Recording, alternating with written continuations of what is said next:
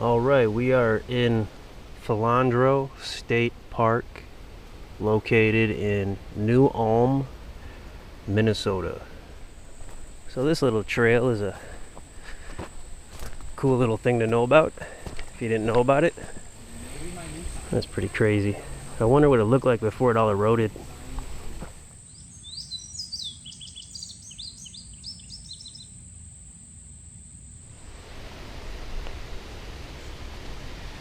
Here we go.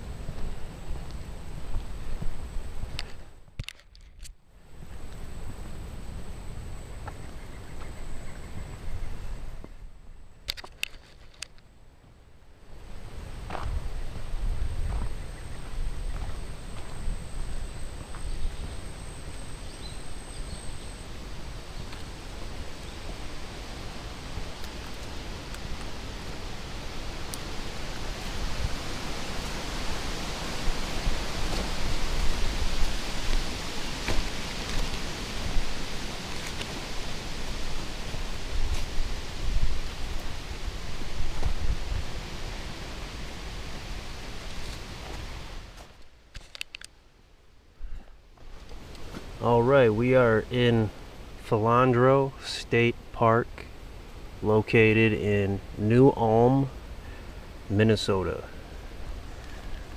We're starting off in the semi-modern campground, the non-electric side.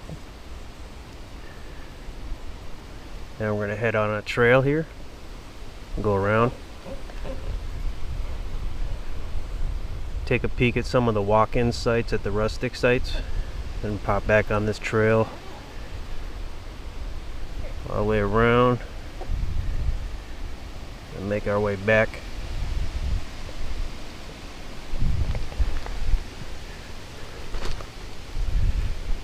And I did map out this planned hike. The orange line, it's about 5.18 miles.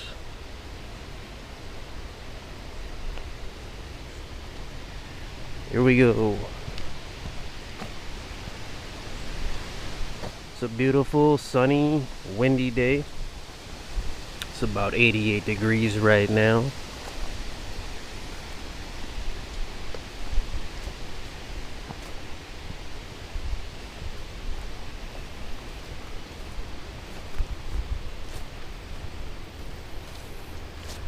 So we are right here, and we're just gonna head up around till we get here, and we're gonna take a look at the walk-in sites, the two walk-in sites in the rustic site area. Now, they were not reserved, but that's possible it has changed over the course of several hours since I last checked. but we'll see what we can see.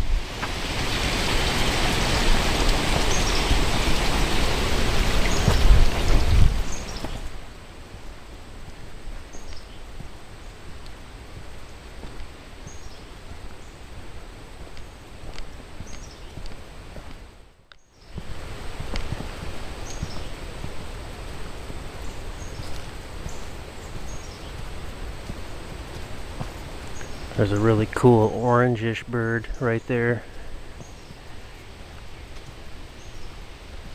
Might be a female cardinal.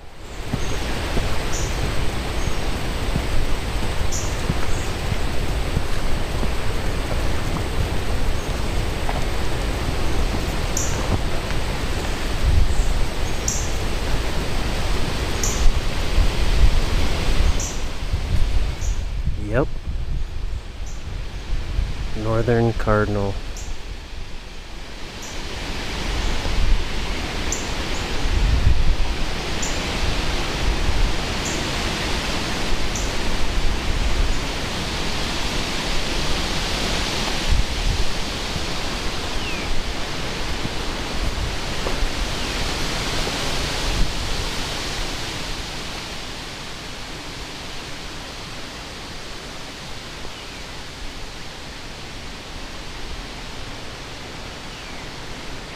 That may have not been a female cardinal, but the female cardinals, they do have a really interesting, cool look to them. One came right on my apartment window once.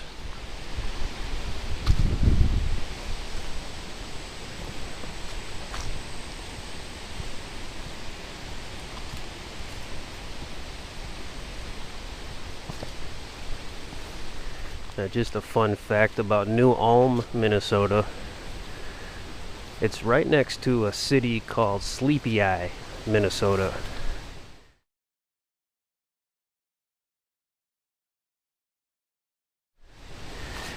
And that is where they brew some of the best soda pop in the world, which is the 1919 root beer. And it is for sure my favorite root beer, my favorite soda.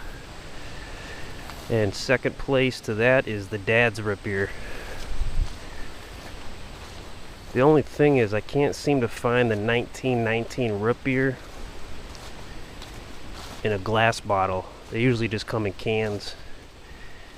And I think if they had a glass bottle one, it'd be really hard to beat. But they still taste phenomenal out of the can. They got tall boys and they got little small cans too.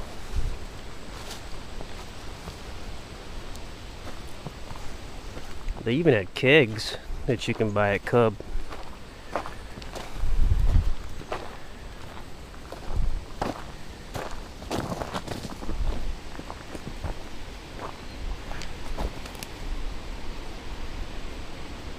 So this trail becomes a groom trail in the winter.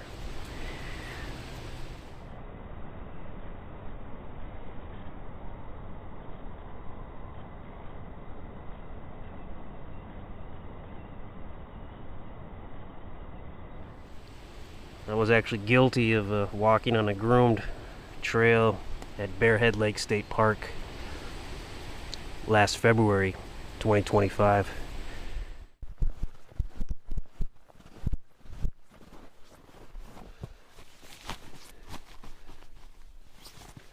And the park ranger let me know that. She was pretty nice about it. I felt pretty bad. I was ignorant as to what it was. I thought just somebody conveniently had like their child on a sled and they were walking down.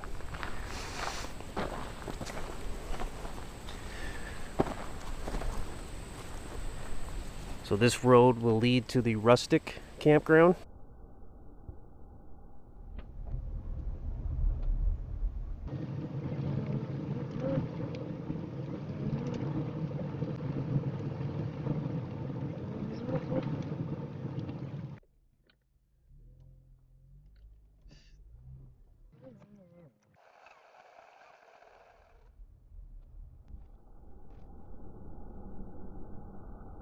And then past that is a dead end. And this will head towards the semi-modern campground.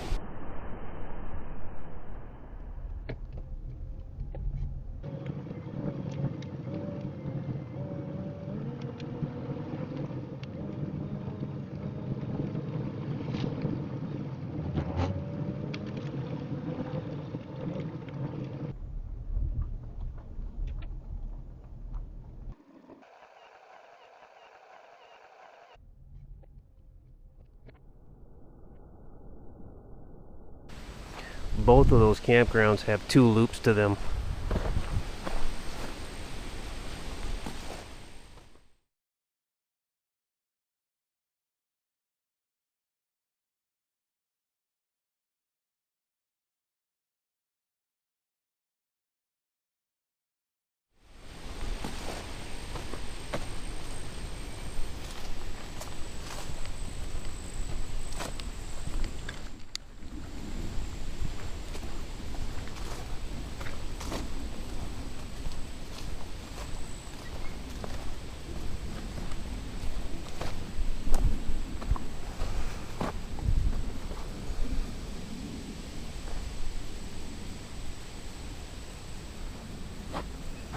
So we're not going to hop on this portion of the hiking club trail.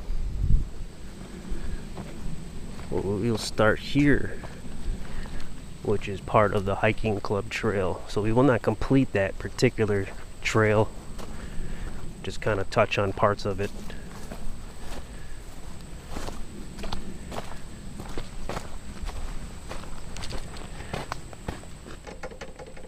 So the hiking club trail is the yellow part specifically.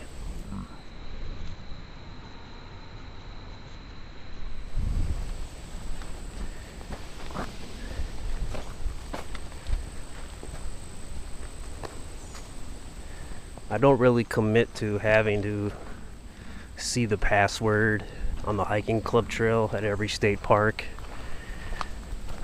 I just I stay focused on other things like doing scouts and hikes in different areas that I'm interested in.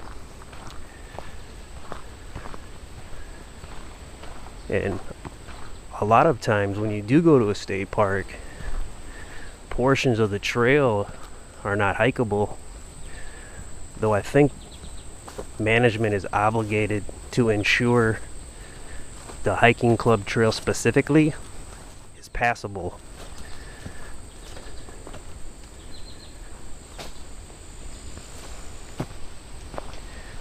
But I try to make it a point when I come across the password to not show what it is.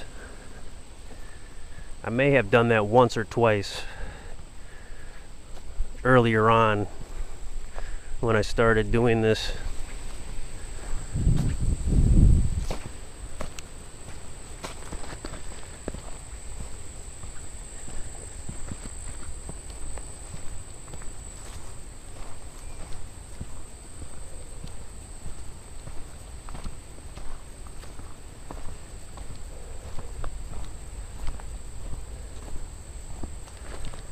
And I will be camping here tonight at campsite number 10. This will be my third camp trip here. The first time I stayed in Site 11.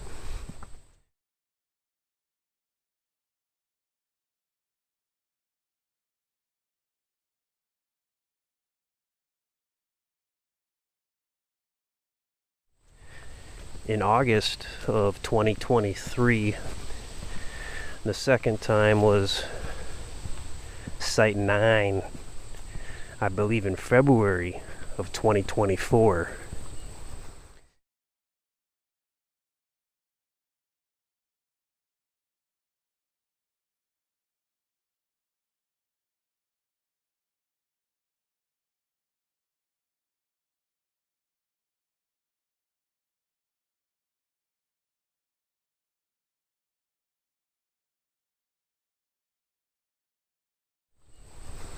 And this is the third time, Site 10.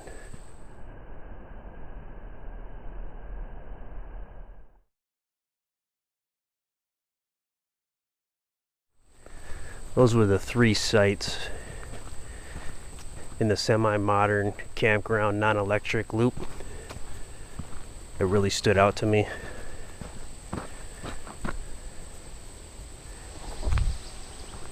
But I'm really hoping we can scout the two walk-in sites in the Rustic Campground, because I'm thinking the next time I camp here, if life allows me to do so, I'm gonna go with one of those two walk-in sites. But we'll see.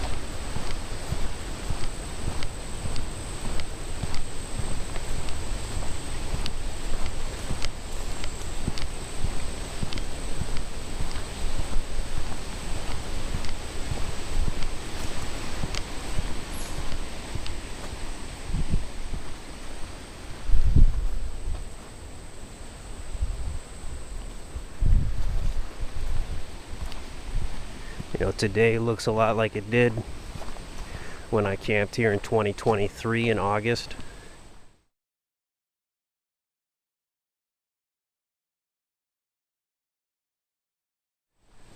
I did a hike then too. Almost the same hike that we're doing now. Just a little bit of variation. A little broader, but not much. One of the parts that I'm really looking forward to, I guess you could refer to it as the stairway to heaven. Just some stairs that go into nothing due to erosion along the Cottonwood River. It smells really good in here.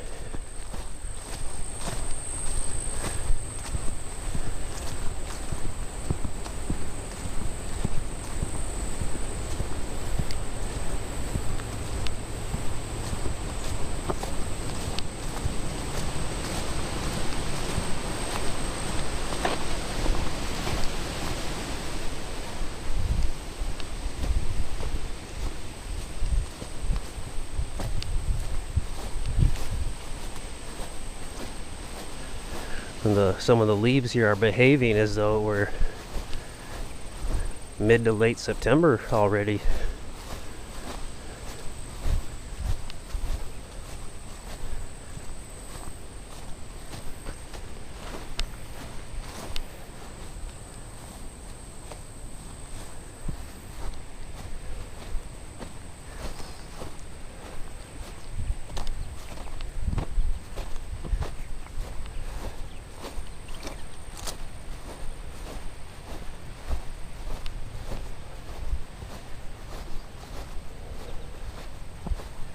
pretty humid out.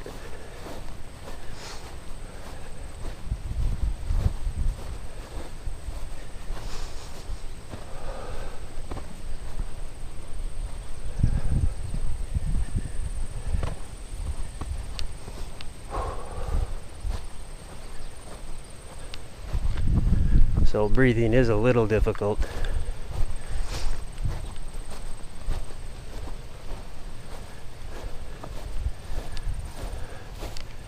Oh, what do you know?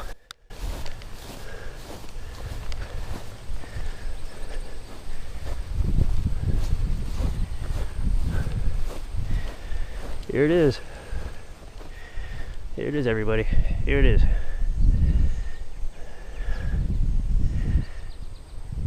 Now we know.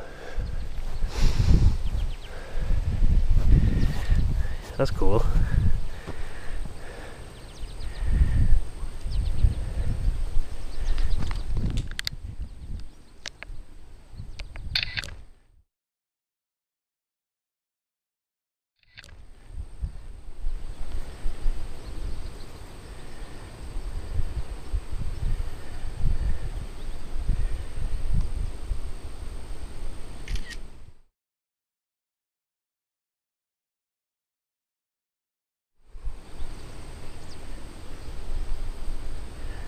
We're right up here.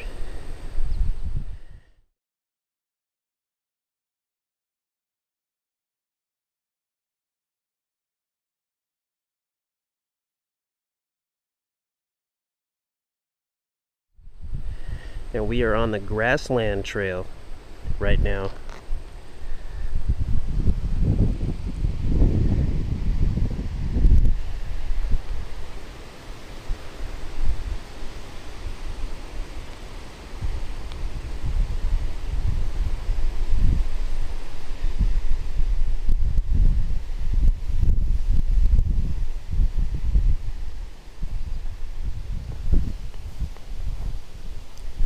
Looks like we started off on the spring trail.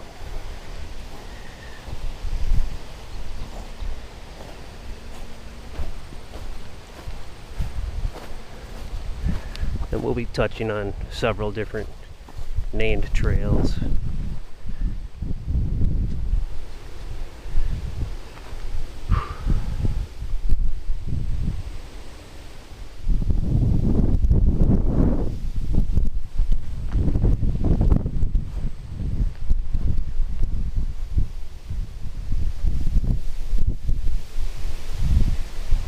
That'd be a good stealther in plain view.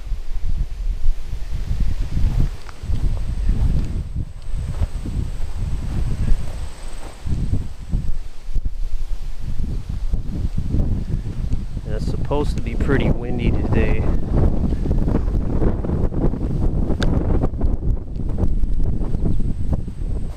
And it's supposed to rain at like 5 in the morning.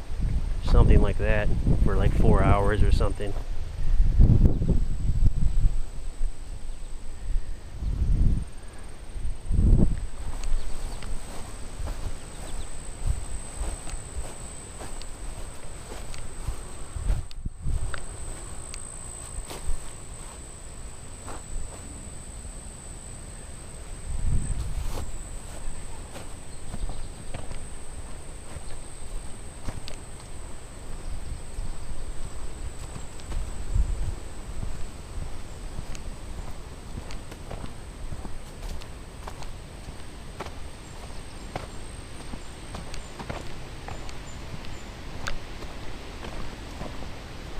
The good thing about summer is you have enough daylight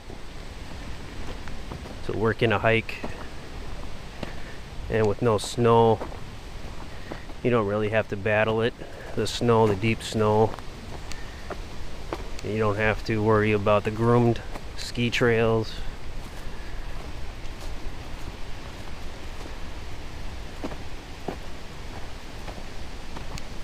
You might still be allowed to walk alongside the groomed ski trails, just not directly on them.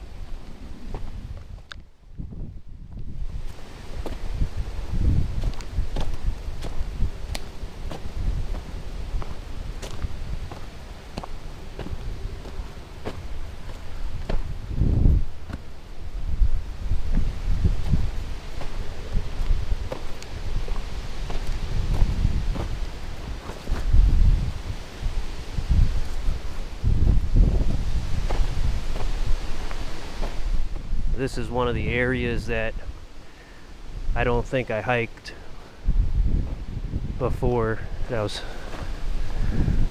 looking to check out.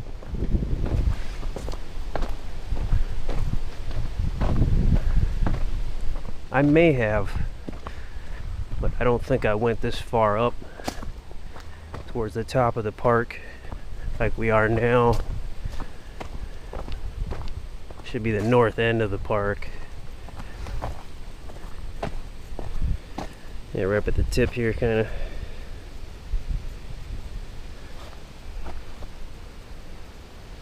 Yep, this is north, so the northern part. But once we get past the Rustic Campground and we go down, this area I've done before. It's pretty nice.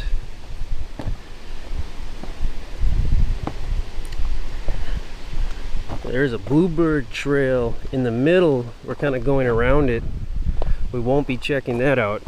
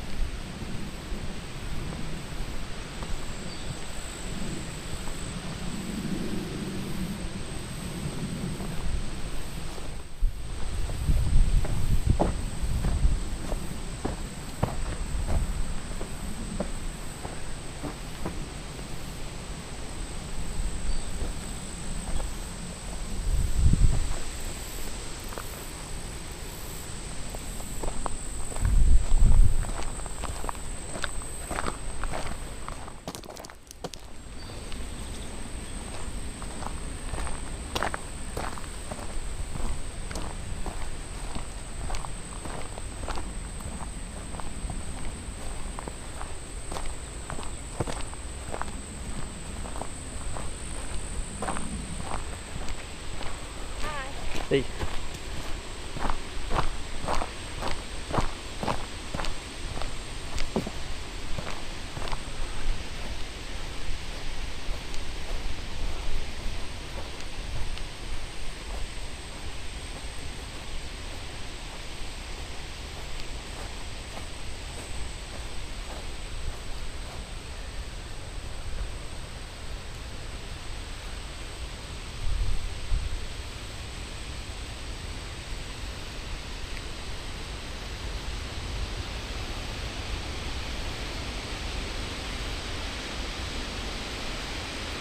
Goldenrod soldier beetle.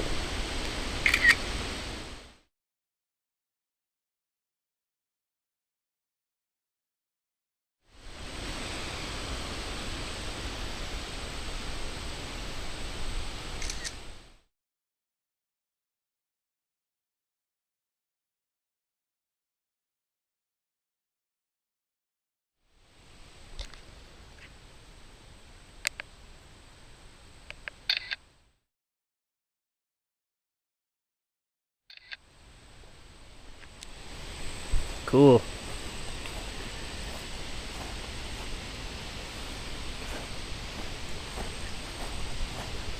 I like how it has the word soldier in it.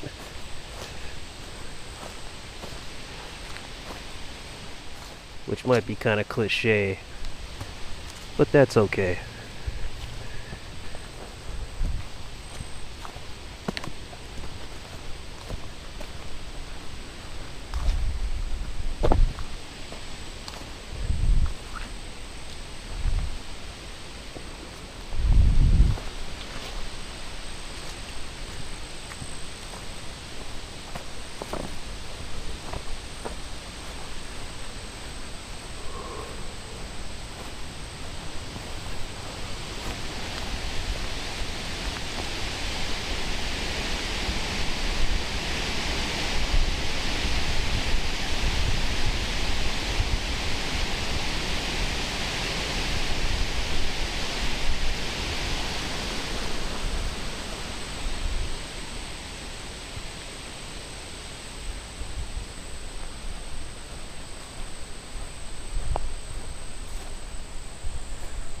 Looks like a frog just jumped.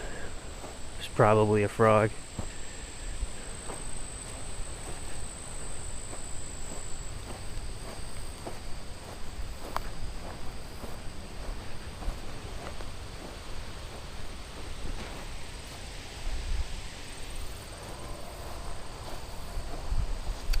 So it looks like the cell phone signal is at SOS only, but as you can see, the Avenza map location is still accurate, which is usually the case when this happens.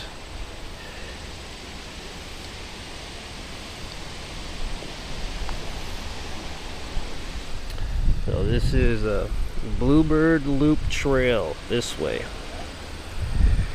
We're going to continue on the Grassland Trail.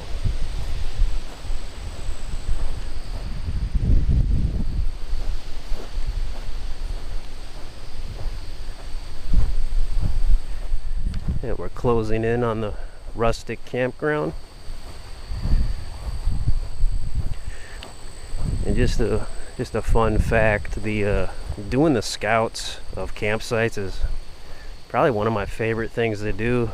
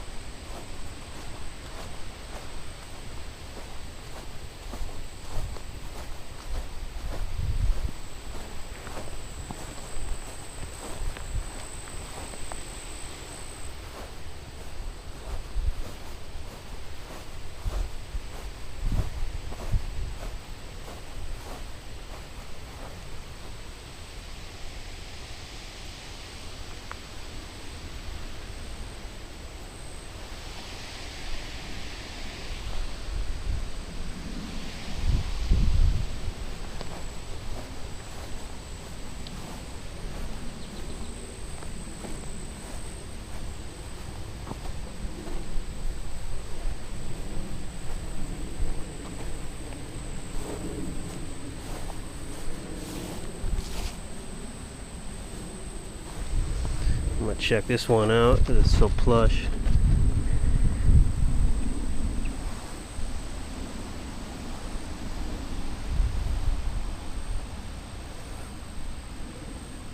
Field thistle.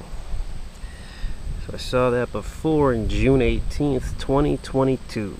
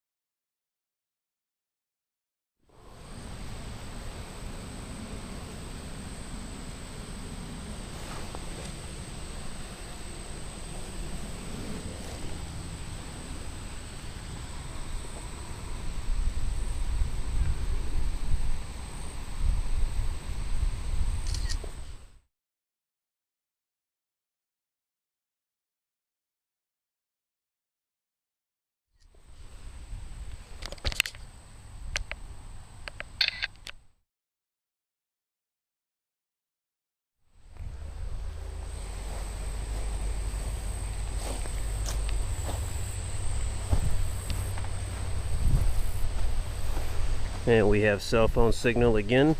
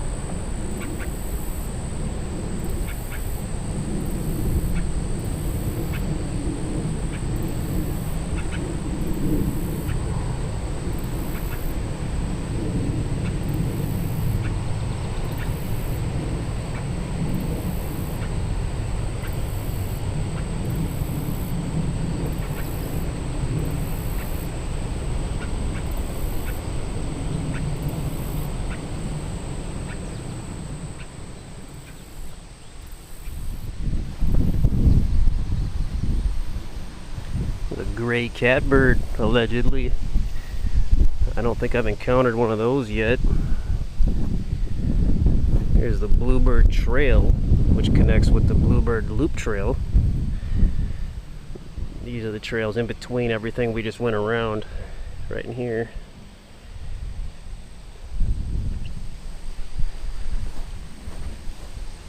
I will leave that a mystery.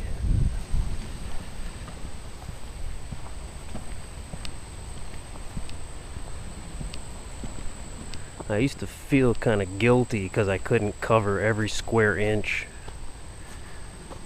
but the more I get used to it, making firm decisions as far as where I'm gonna go, realizing that going absolutely everywhere is not really practical or possible sometimes, feels kind of freeing actually. And I'm not bounded by the obligation of having to go everywhere.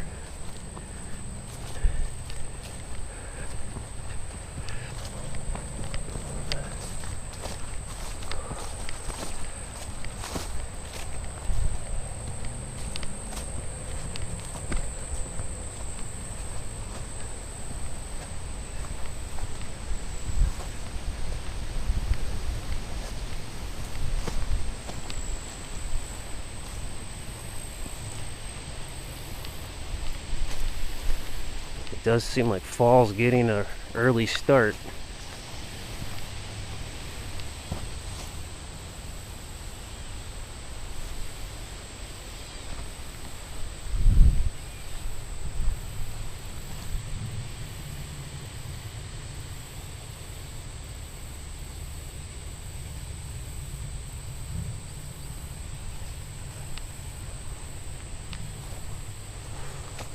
Trying to identify what that baby sound is.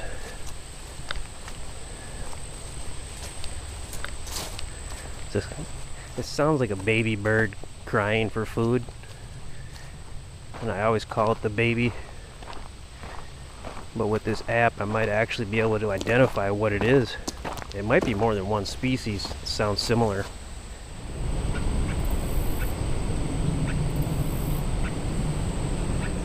Gray catbird.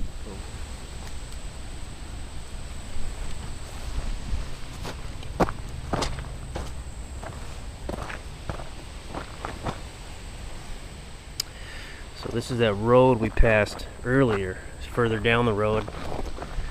So we go straight. The Rustic Campground. We're gonna take a left and we're gonna go check it out. We're almost there. Hopefully we can do a scout of those two walk-in sites.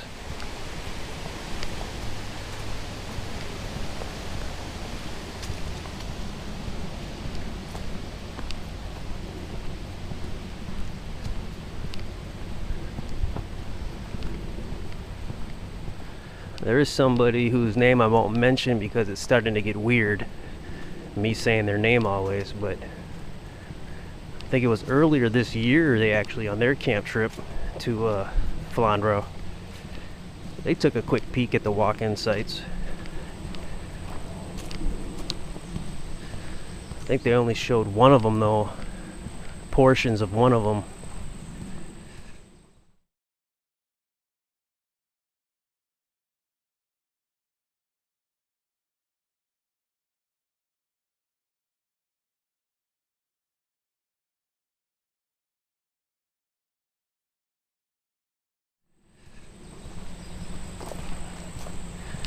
And there's someone like me that's like dangling a carrot.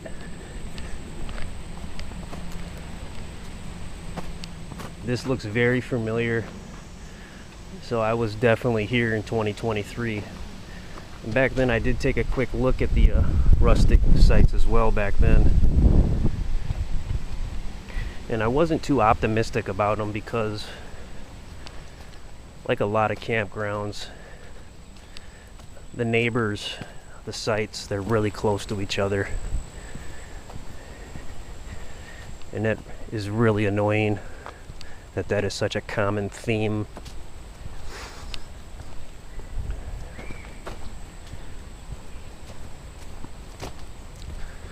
Okay, so here, this is the sign for a walk-in site.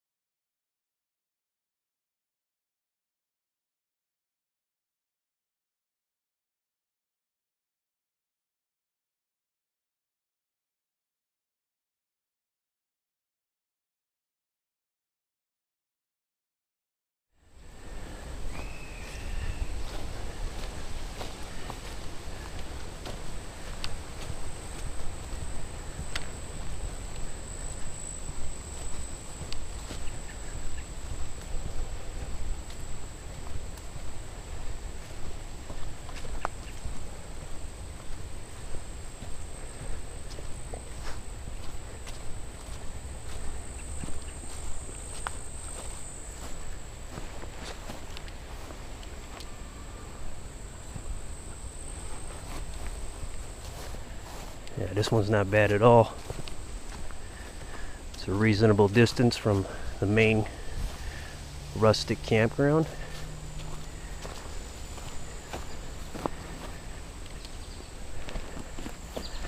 I don't like how it didn't have a number on it.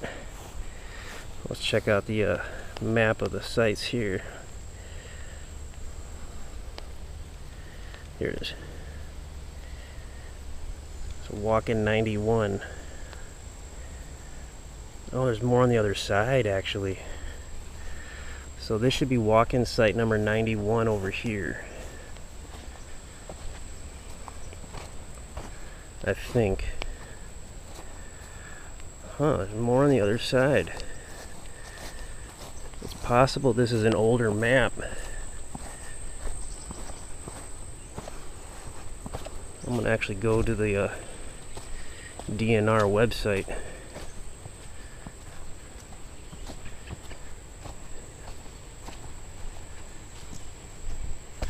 Rustic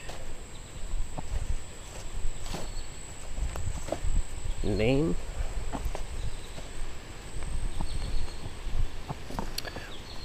'91, '92, '93. So there's 3 of them. So 91's up here. Yep, 92 and 93 are over on the other side. Okay, so this should be W91 right there. The other ones say that they're not occupied. So let's take a look, see if we can get over there.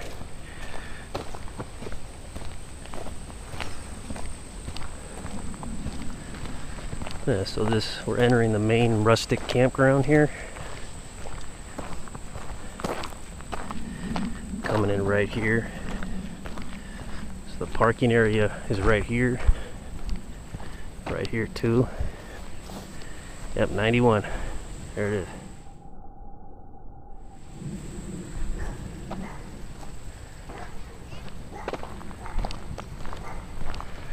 There's the annoying dog that has to bark always.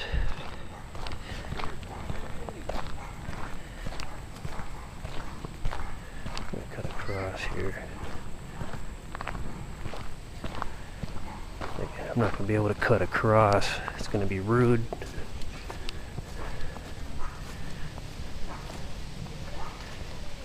Yeah, it's going to be rude.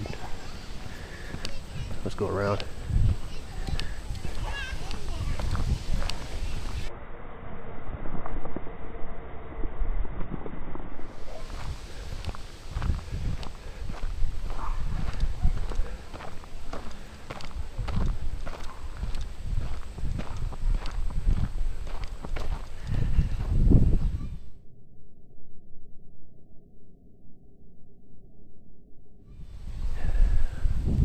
give you a glimpse at the rustic sites anyways. Pretty open.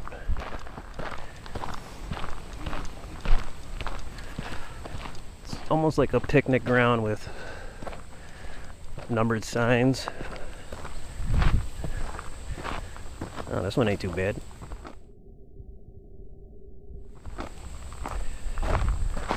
Yeah, that's not bad.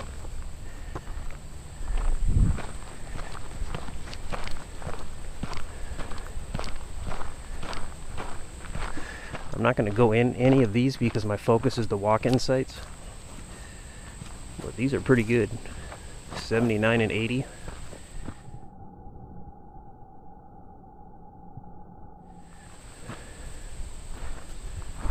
And just a quick look.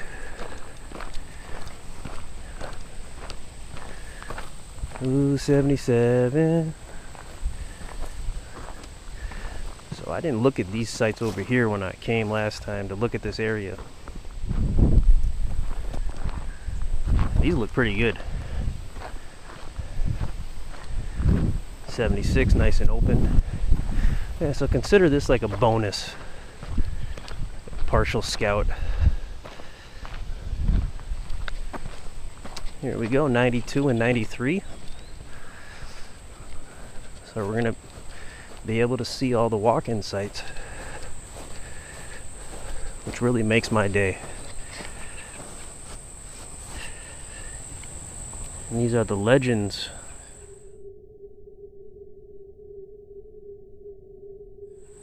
who are responsible for constructing these sites.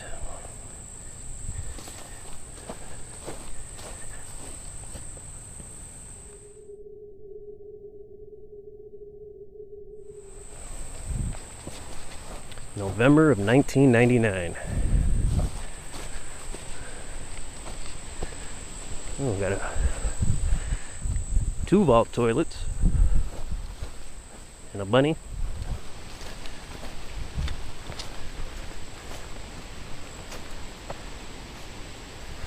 Oh, this looks like a trail access. A nice access to the trail.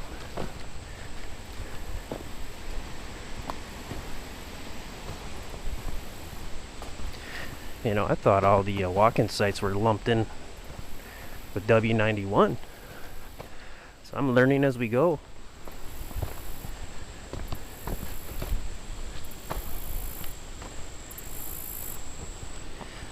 This is where we are from a GPS standpoint off of the Rustic Sites map. You can see it's a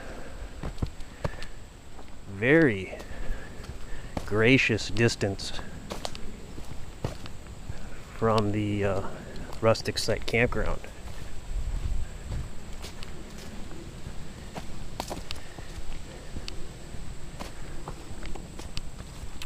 Wow.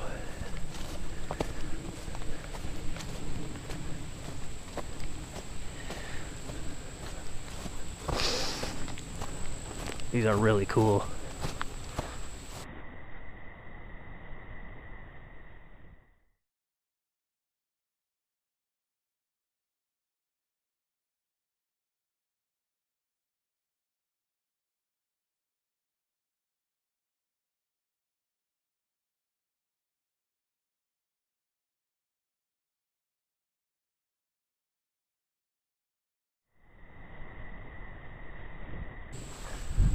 And we can do them in numerical order.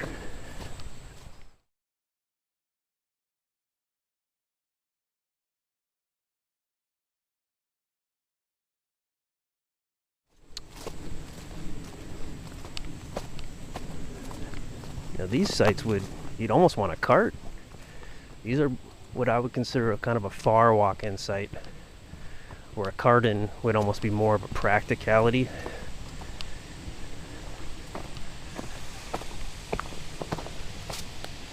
But this is just fine.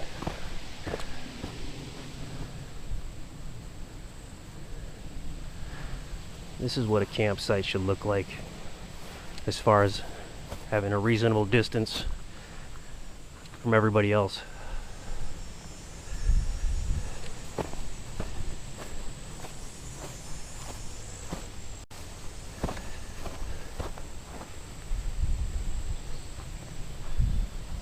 Wow, look at that tree.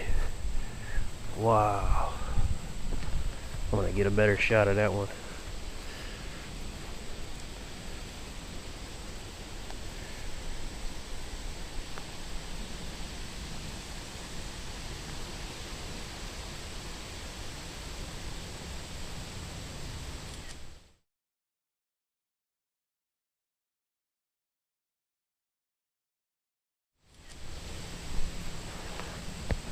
The picture won't even do it justice.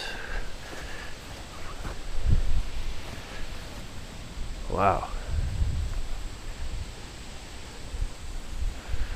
Okay. It's really open here. The first one was pretty open too.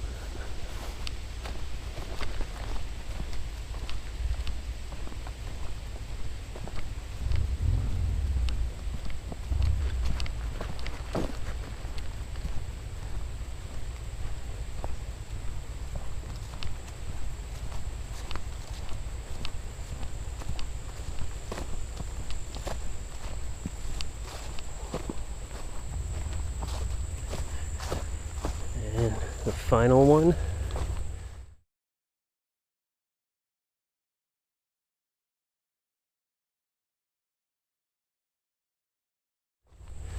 W93.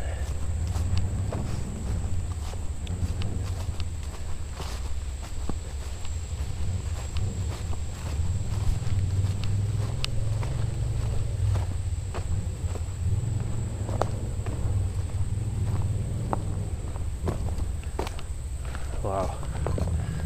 It's another really cool tree.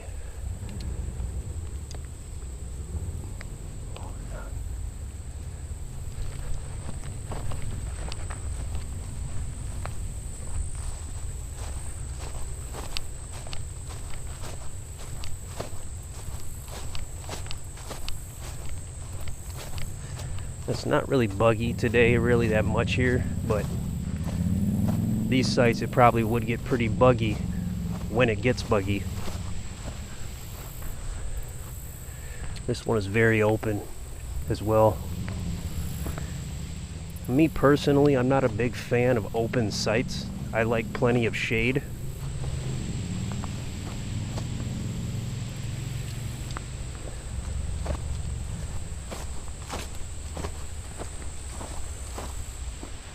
But these have a really reasonable distance from everything, really.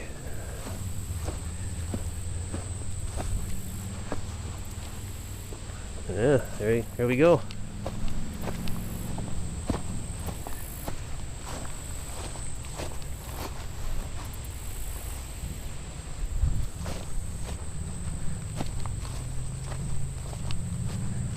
So I was expecting these to be a lot closer to the Rustic Campground, the main area with the other sites.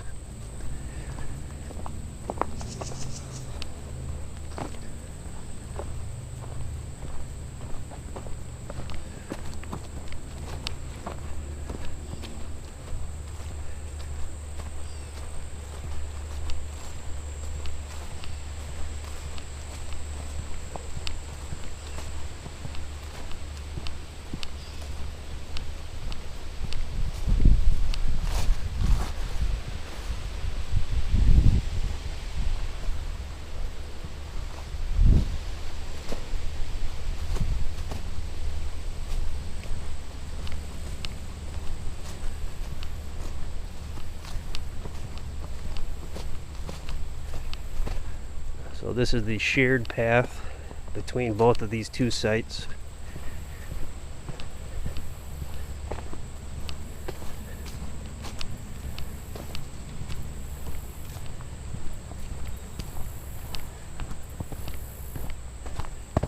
And when it comes to sharing a path with walk-in sites or cart-in sites, this is what you're looking for. It's very reasonable.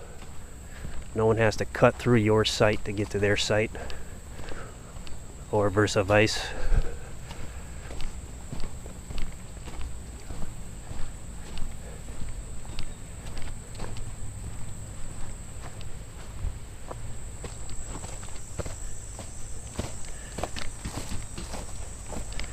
We'll take a look because lots of people wonder about it. Not bad. Not bad at all. Very good. No bad smell. Lots of toilet paper.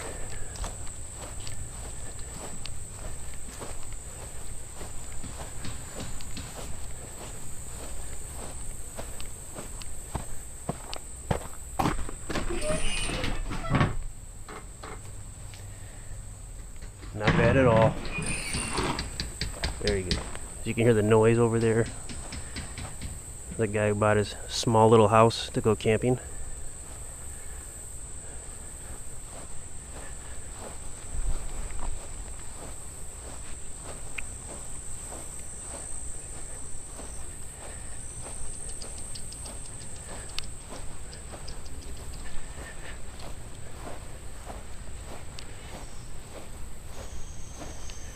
Okay. So I don't know if I can go back this way. We'll just take an outer look at some more of these other sites here as a bonus.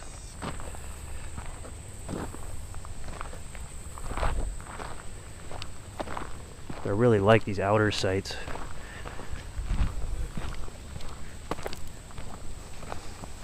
These middle ones might even be a decent, treat it like a group camp type of scenario even. Just want a nice flat picnic area.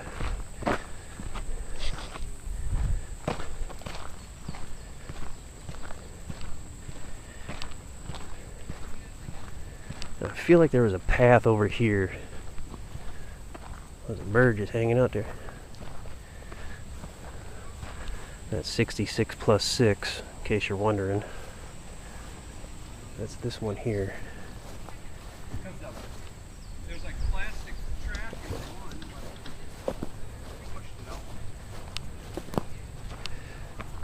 I don't know if I should cut through. It might be rude. I'm gonna risk it.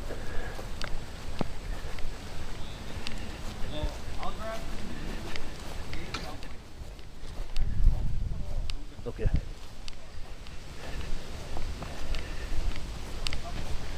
Alright, we're gonna pop back on that trail that was over here.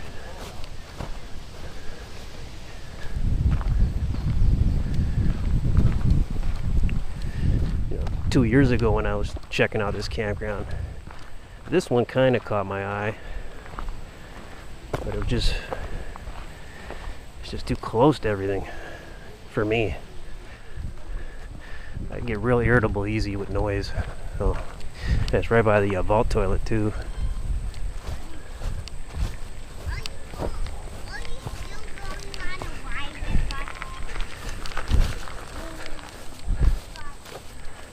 And I thought the walk-in sites were right over here.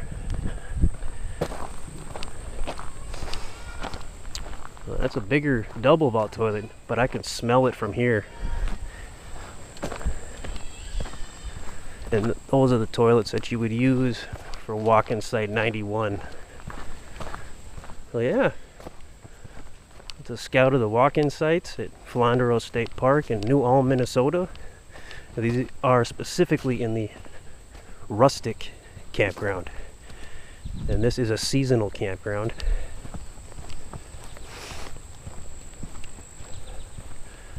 So you probably won't be able to do any winter camping here specifically. It more than likely opens up mid to late May and closes up probably late September.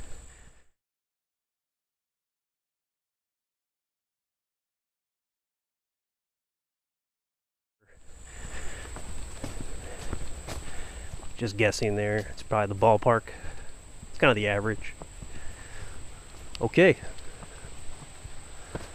Alright, so that was a scout. Walk-in sites, mission accomplished. We're here. We're going to resume on our regularly scheduled hike. That was the only detour, per se. And here we go. In just a little bit here, we'll be walking alongside the Cottonwood River.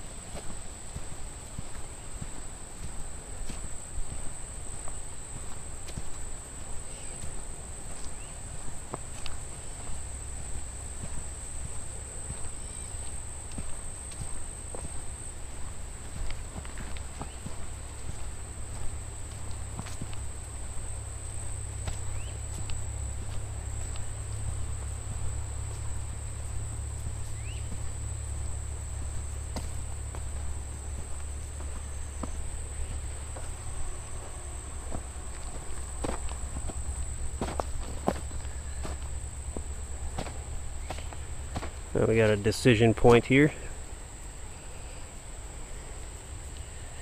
Doesn't really look like it on here though. So probably just a DNR back road.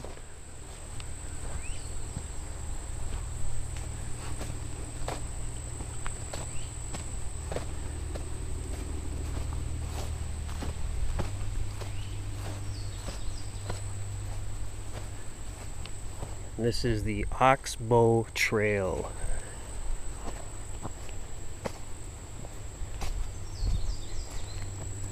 And we'll take this until we reach the Cottonwood Trail. Now there is a South Oxbow Trail that will be on our left. It'll be a decision point where we can take a left or go straight. It'll be the left. That goes right in the middle here. We are not going to take that. We will leave that a mystery.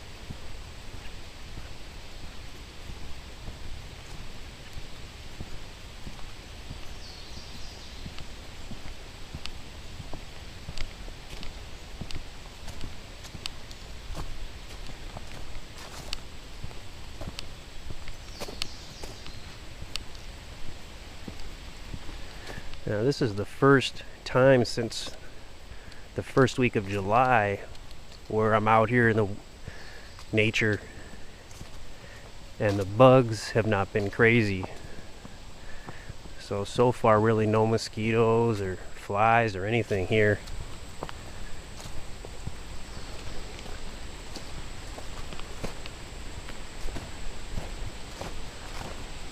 Well, that's a cool sign. I don't see this sign very at all. I don't think I've ever seen this.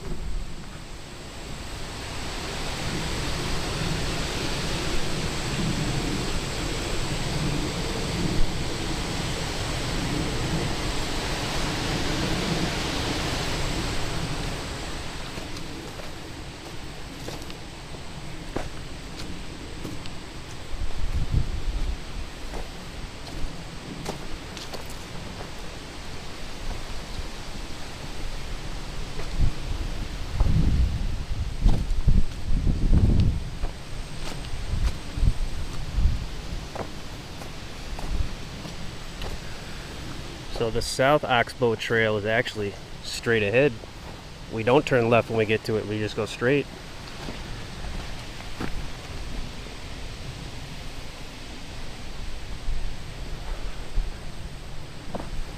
So we're gonna head this way. Cottonwood Trail, which runs alongside the Cottonwood River. So this part's pretty cool when we can see the river.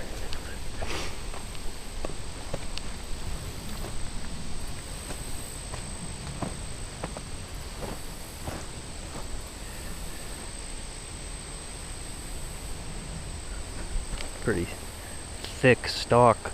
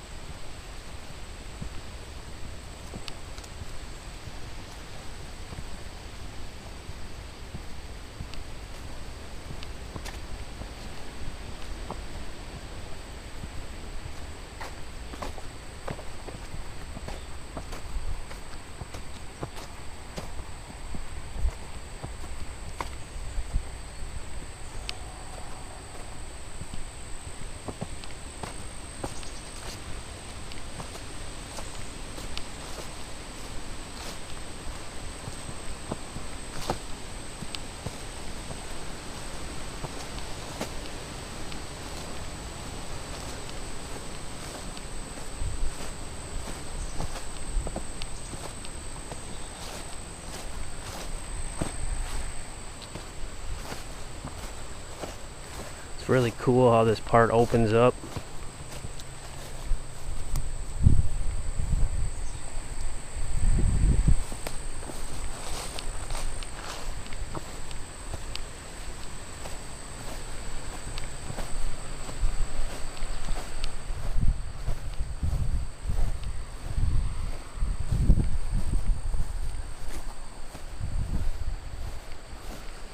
It's the perfect spot for a tree stump.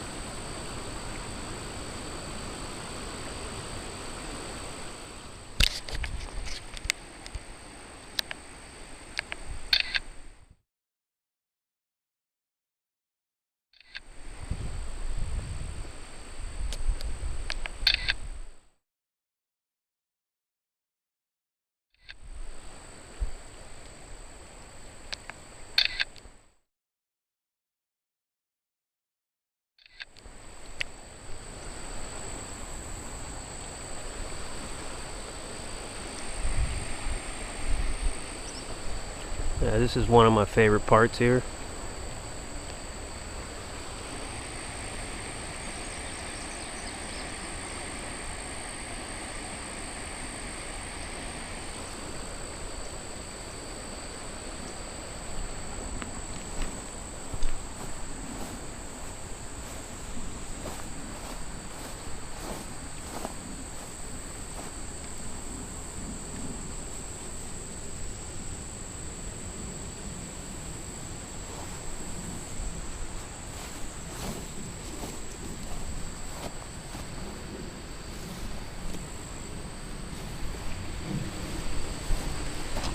Doesn't seem too effective.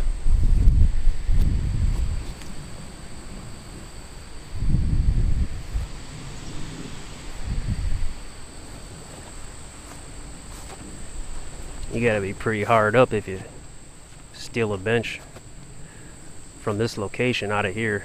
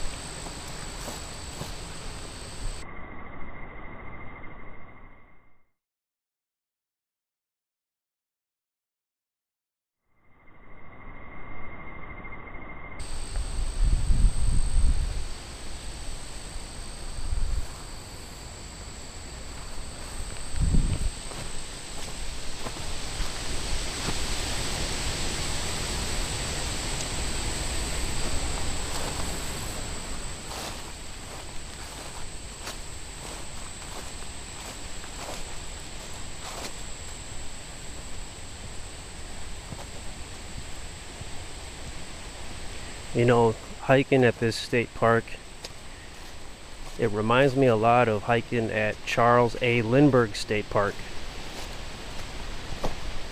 And I found myself often conflating the two hiking experiences in my mind from when I hiked them both in 2023.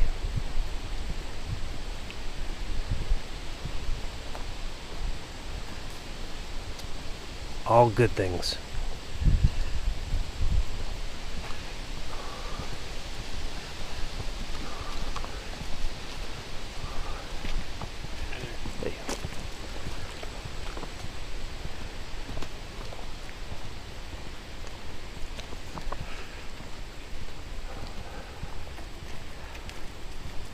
Hey.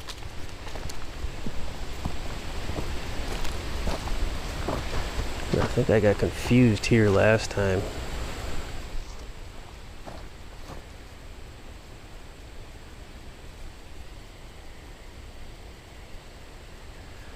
This looks like a trail here.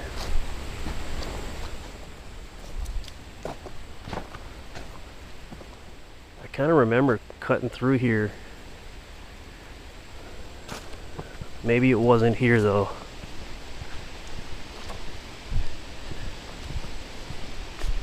Probably wasn't.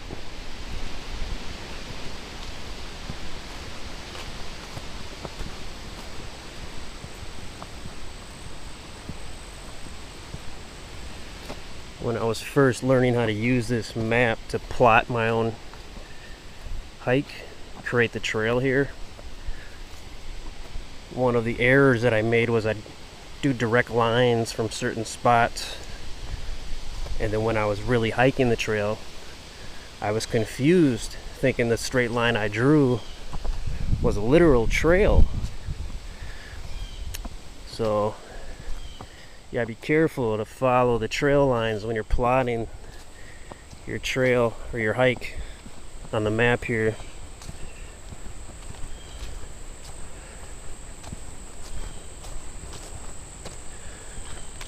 When we get to the very southern tip of our hike towards the end of the park, the southern part, I'll show you the area where I wandered in thinking I was on a trail and I wasn't. It's one of my first experiences with veering off course, but the map, I was able to get myself back on track with the map. But I was just making assumptions and thinking I knew and not looking at the map, and it doesn't take long to get off course. Even in a state park.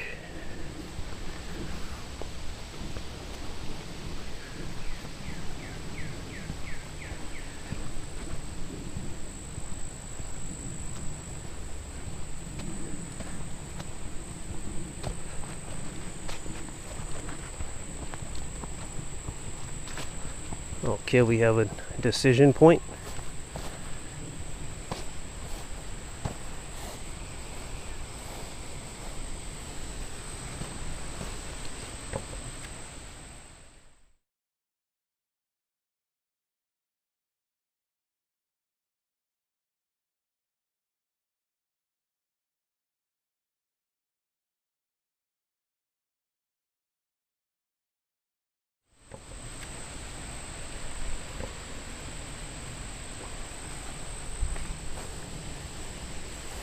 And this is the other end of the South Oxbow Trail.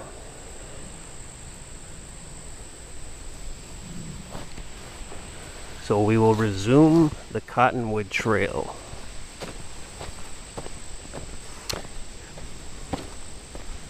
And we are approaching the pool area. Now, this state park has one of the coolest pools I've ever seen. I'm sure it has some type of a special name for the type of pool that it is. But, and I'm not a pool guy, I don't really care about pools, but they closed it down early for the year. They sent me an email, let me know, and said if I wanted to cancel my camp reservation, it would be no big deal. And I don't care about the pool, but as far as pools go, it's a cool looking pool.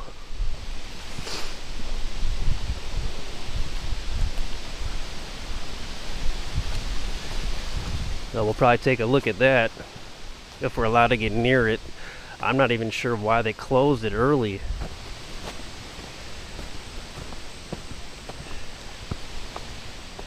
Anytime something closes early or a trail is closed, the first thing I think is laziness, management laziness, which to be fair is probably not the case most of the time, but that's the first thing my mind jumps to.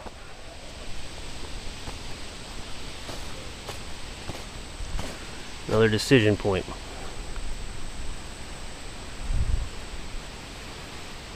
So this takes us completely off course, and it shouldn't go far, so we'll just take a look real quick.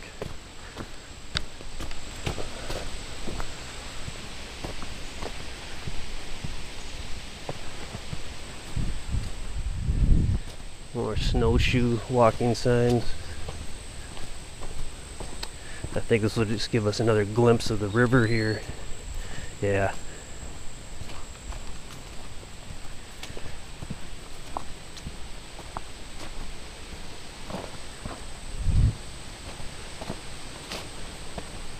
So this one you can actually go down here.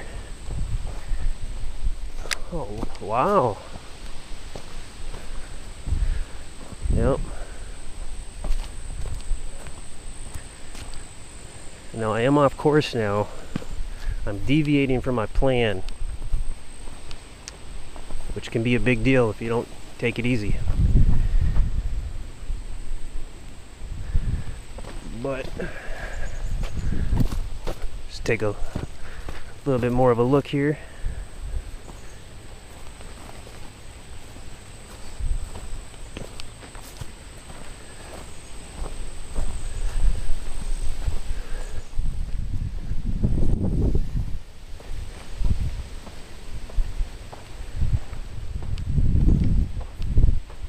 Sandy beach. Oh, not bad. Cottonwood River. I might as well touch the waters.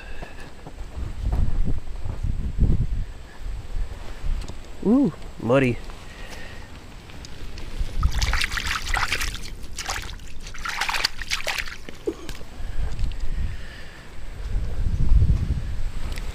I've cleansed myself in the waters of the Cottonwood River.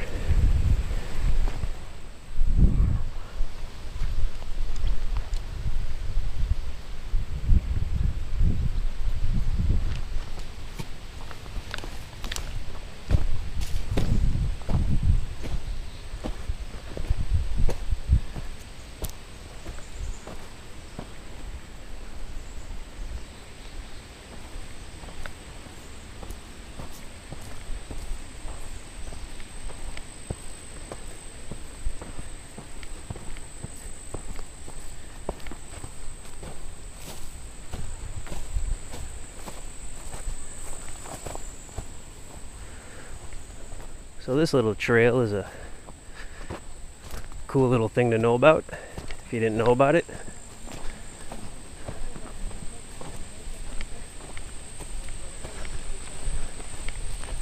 As we exit, I'll show you where the entry point was. It's off the Cottonwood Trail.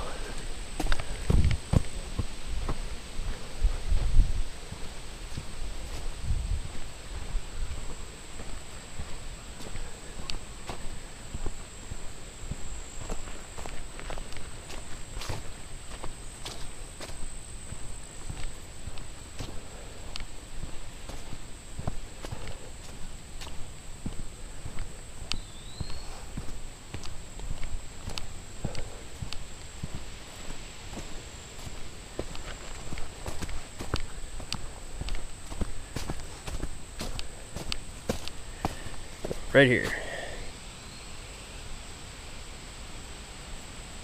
Right at that hump.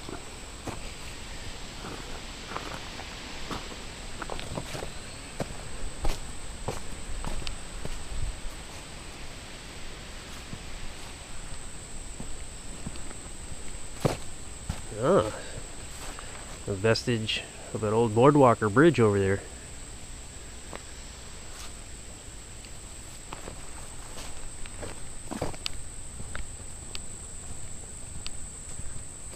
So we should be closing in on the pool.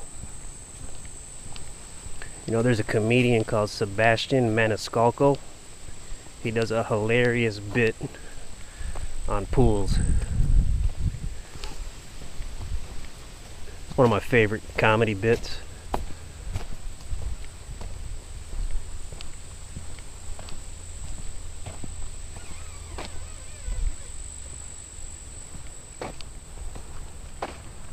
Alright, so here's the pool.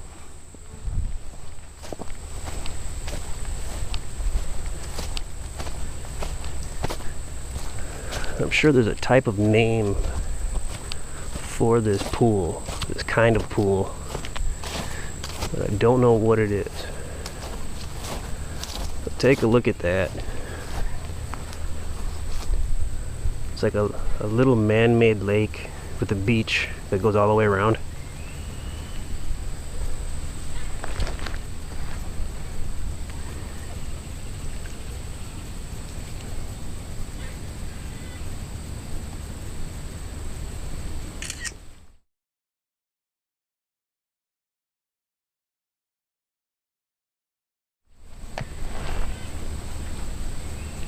That's really cool.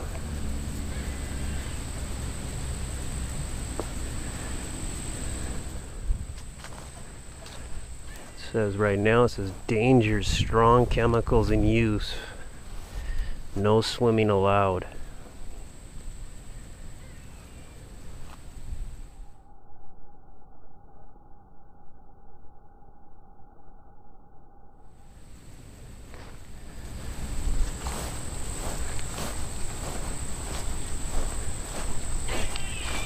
Oh, look, there's a squirrel up there.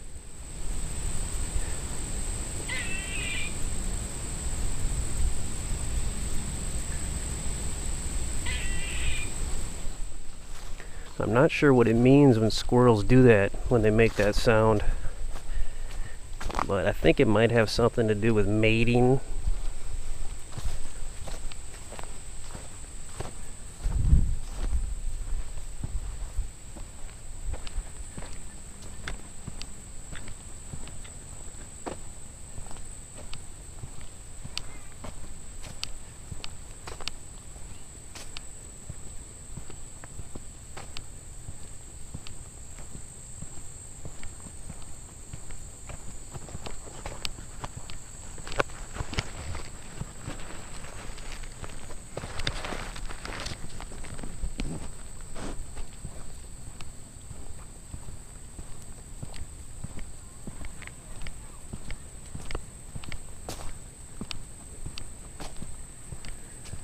Hearing a lot of people up here, and that's probably because they're in the picnic area. So we are approaching the picnic area next.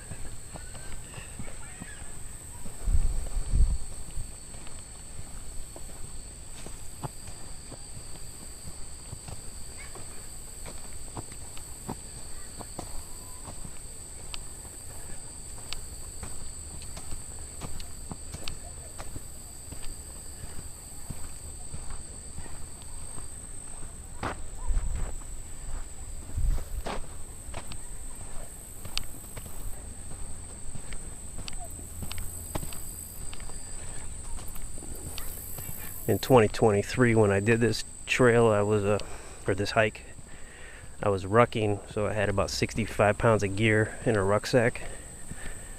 Just kind of body conditioning, basically. And this picnic area is where I took my first break.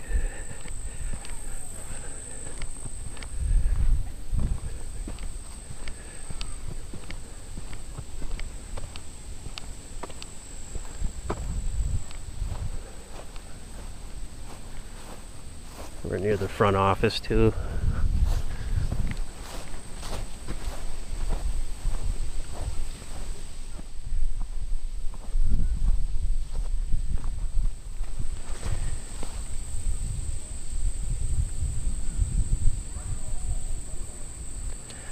Wow. When we were in that little area earlier, I saw people swimming in it. Oh, and I touched it too.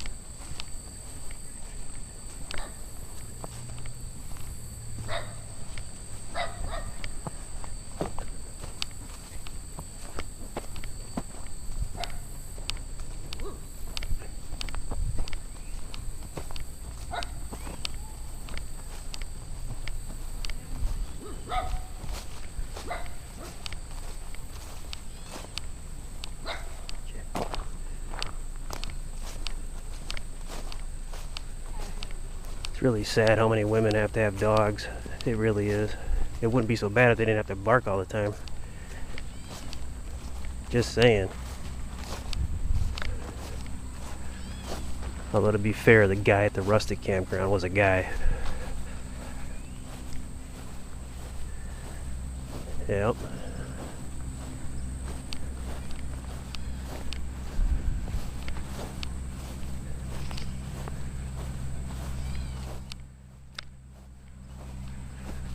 So right here is where I took my break in 2023.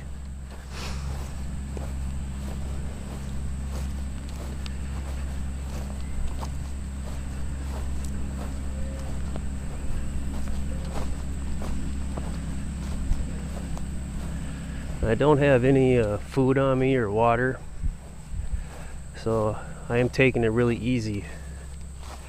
I'm getting a little thirsty, but I ate pretty good before I headed out.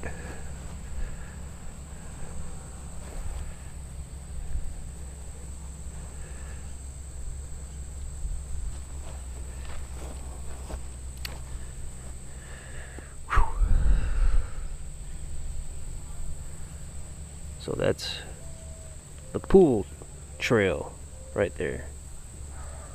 And this way, we will continue on the trail we were on, essentially.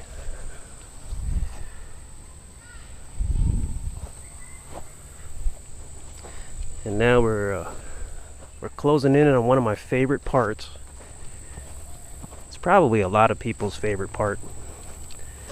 It's the stairway to heaven, essentially. Although the way it works, it's almost like the stairway to hell, but it's just not creepy enough to call it that.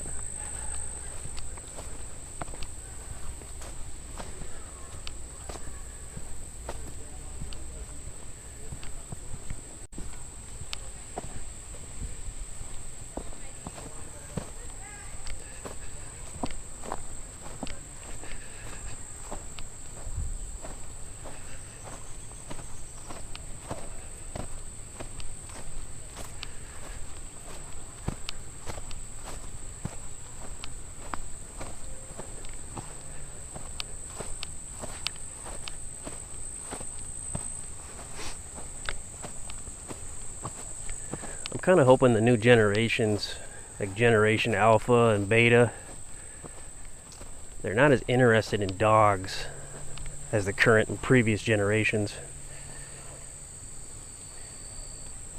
It's just they bark so much. I know everybody hates people who hate dogs, but they just bark so much.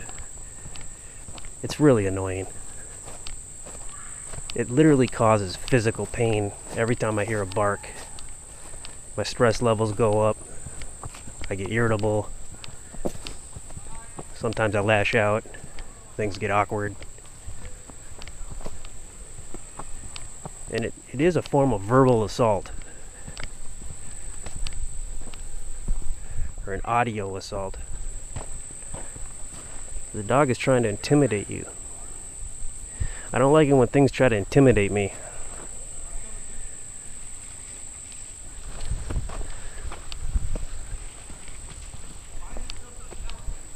If it was a coyote or a bear or a wolf, that'd be a little different.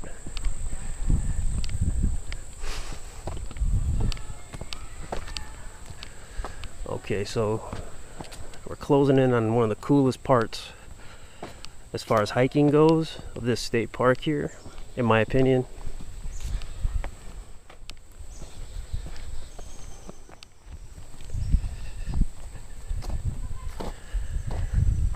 So we will be backtracking down this trail.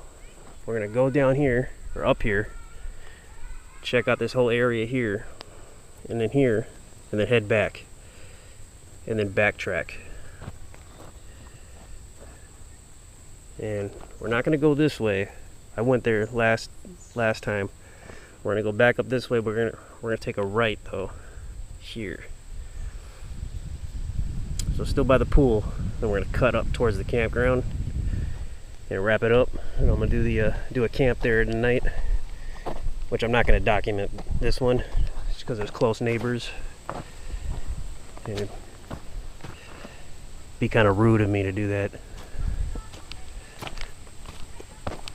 So here it is, the stairway to heaven.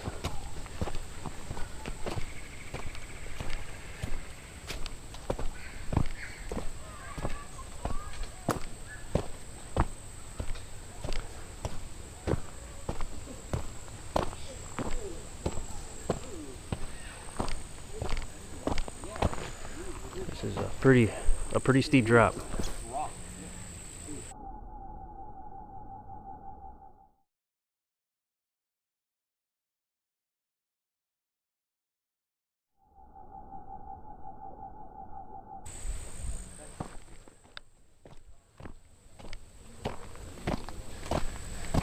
Here you can see there was just some erosion. Something happened. It just goes off into nothing. Is it like clay?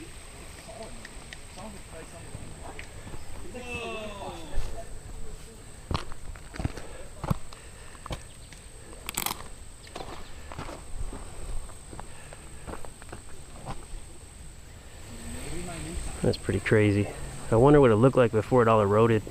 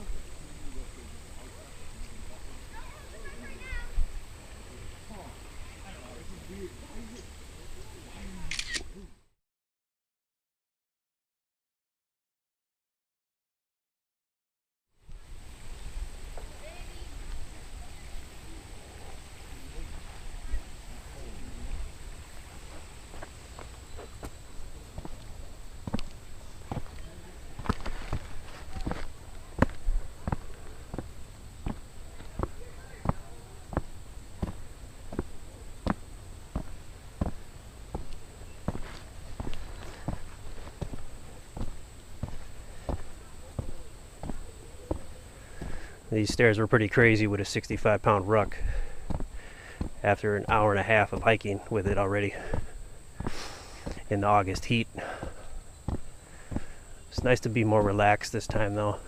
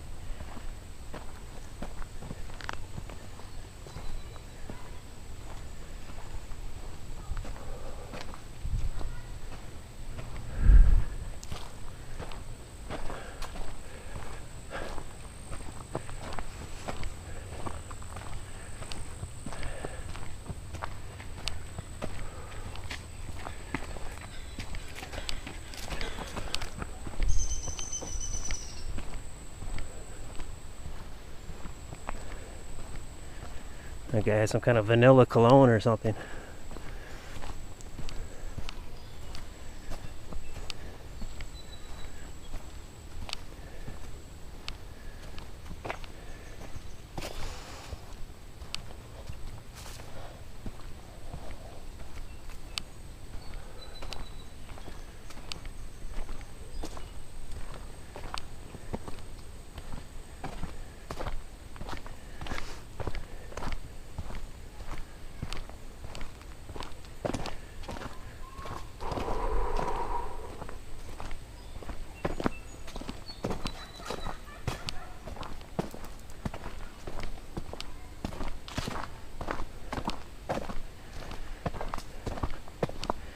I think a lot of people are swimming in the Cottonwood River down there because of the pool being shut down. That's kind of what I'm thinking.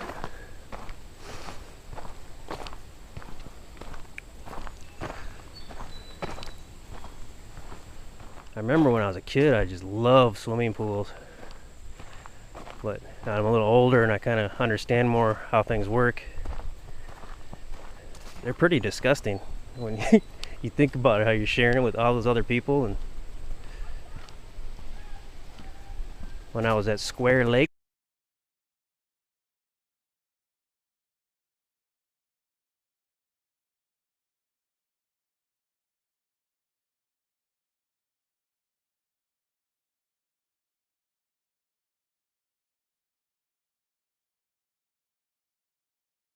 in Washington County, but the one thing I noticed was a sign that said, "Beware of swimmer's itch." And then I went down by the beach there, and it was just full of people, and you got the classic overweight guy wearing his t-shirt, and it's like, yeah, I don't know. Everyone sharing, hundreds of people sharing the same bath water. And you get the water in your mouth, and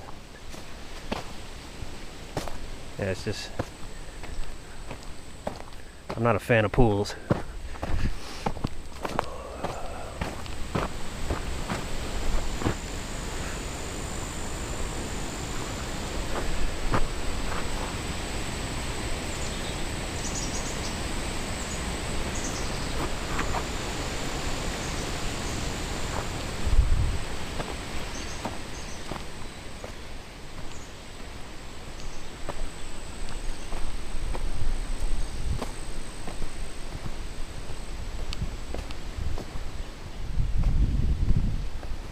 So ever since we passed those stairs, we've been kind of on a one-way road.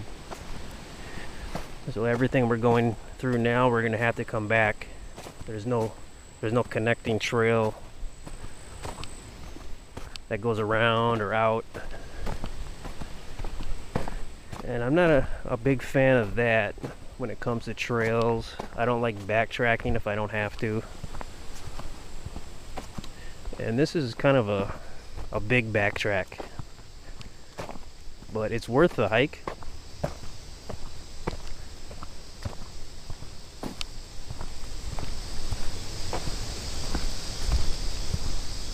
There's that crazy sound I heard in Minneapolis. I think it's the resonance of many crickets making sounds.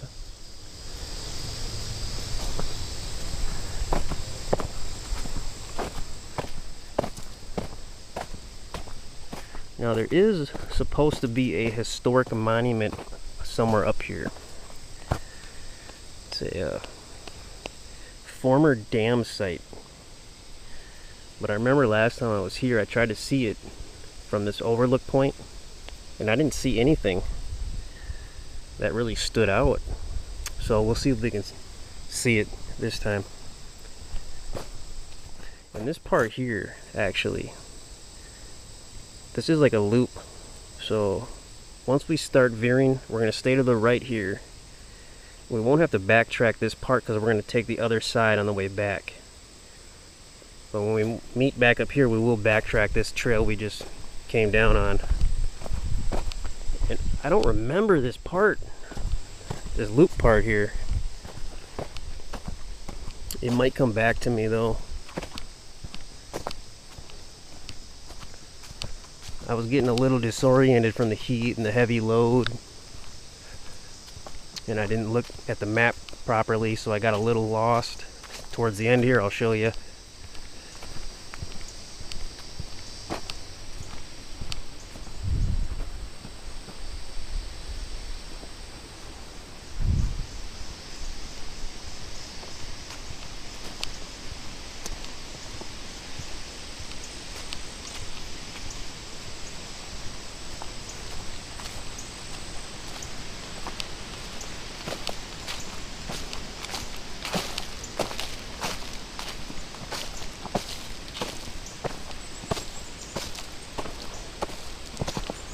Right, 22.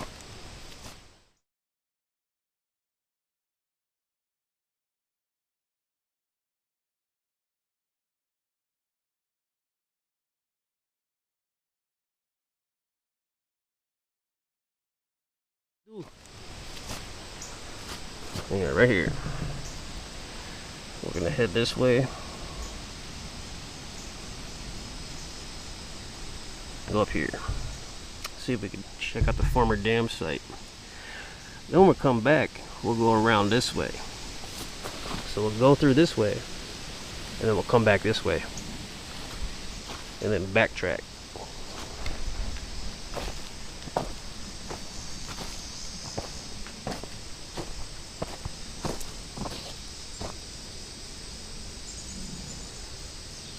Well, temperature's going down, so we did not hit 90. 88 was the high. I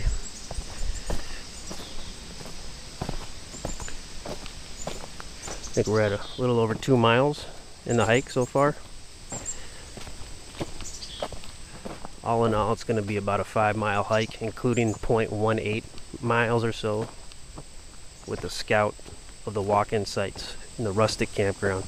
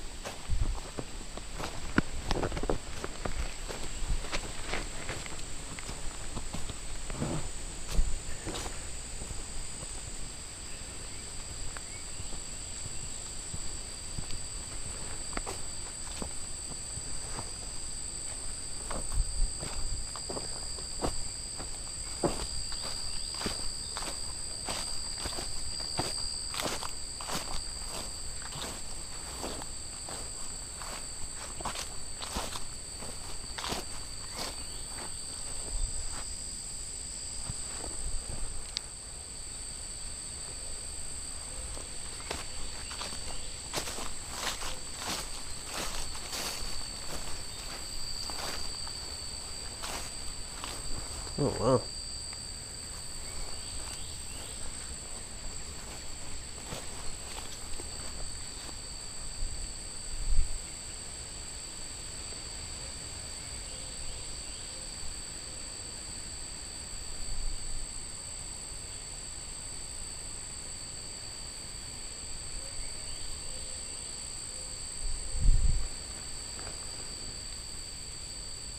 Hedge bindweed.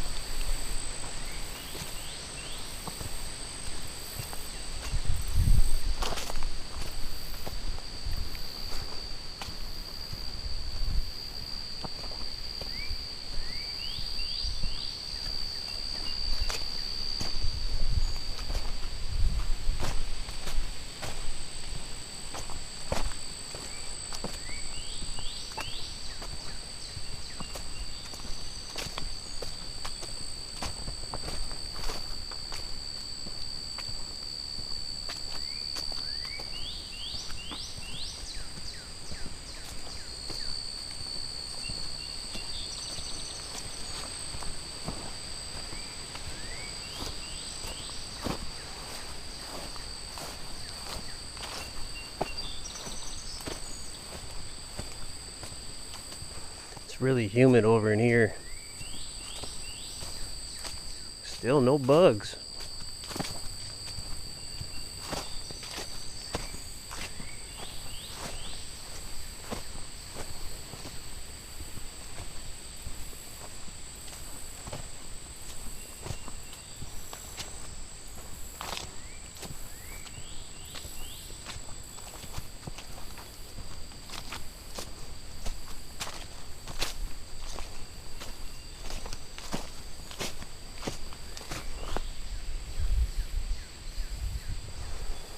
Yeah, I'm definitely getting thirsty just looking at that water.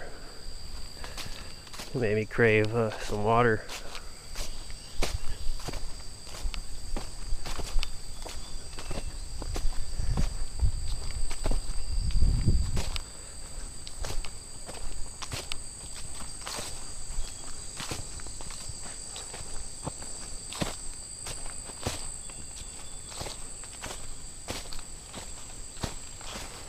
There's a little bit of knowledge. The rule of threes. You can go 3 minutes without air, 3 hours without shelter, 3 days without water, and 3 weeks without food. Now, it wouldn't be fun, but I could probably go another 70 hours without water. That's a long time. I think I'll be okay.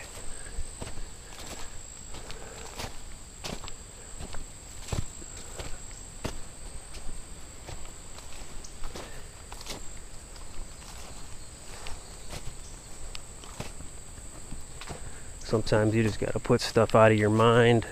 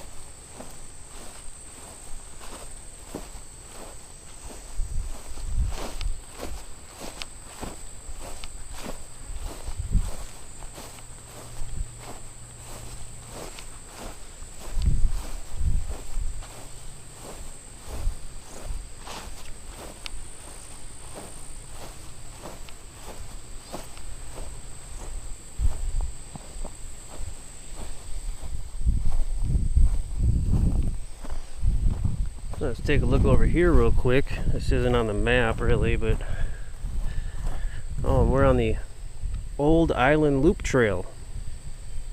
That's this part of the trail we've been on here. Old Island Loop Trail.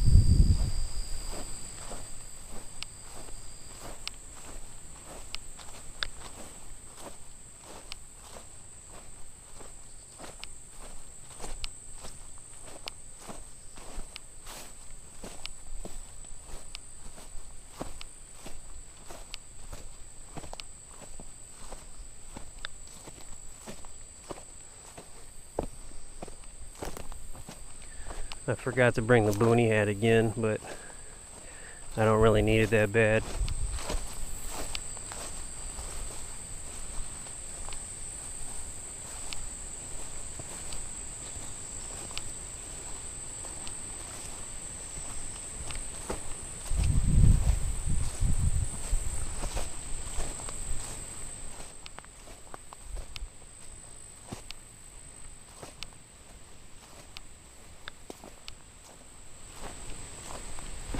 There's a bunny in the trail up ahead.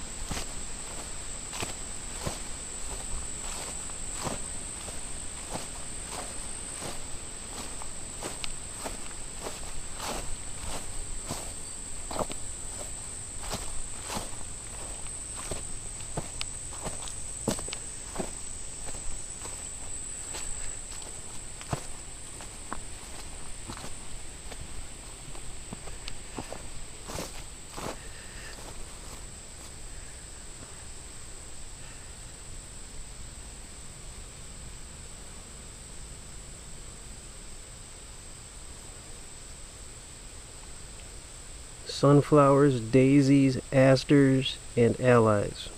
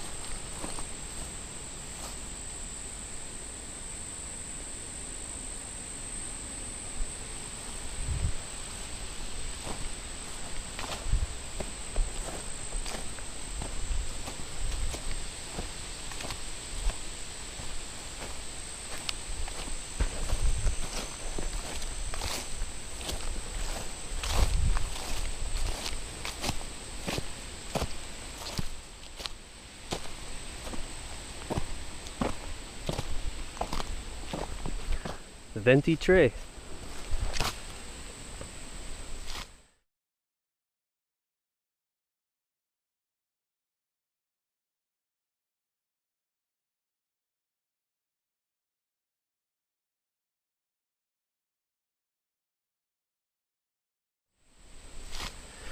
So we just finished the old island loop trail. Now we're going to pop on the old dam trail.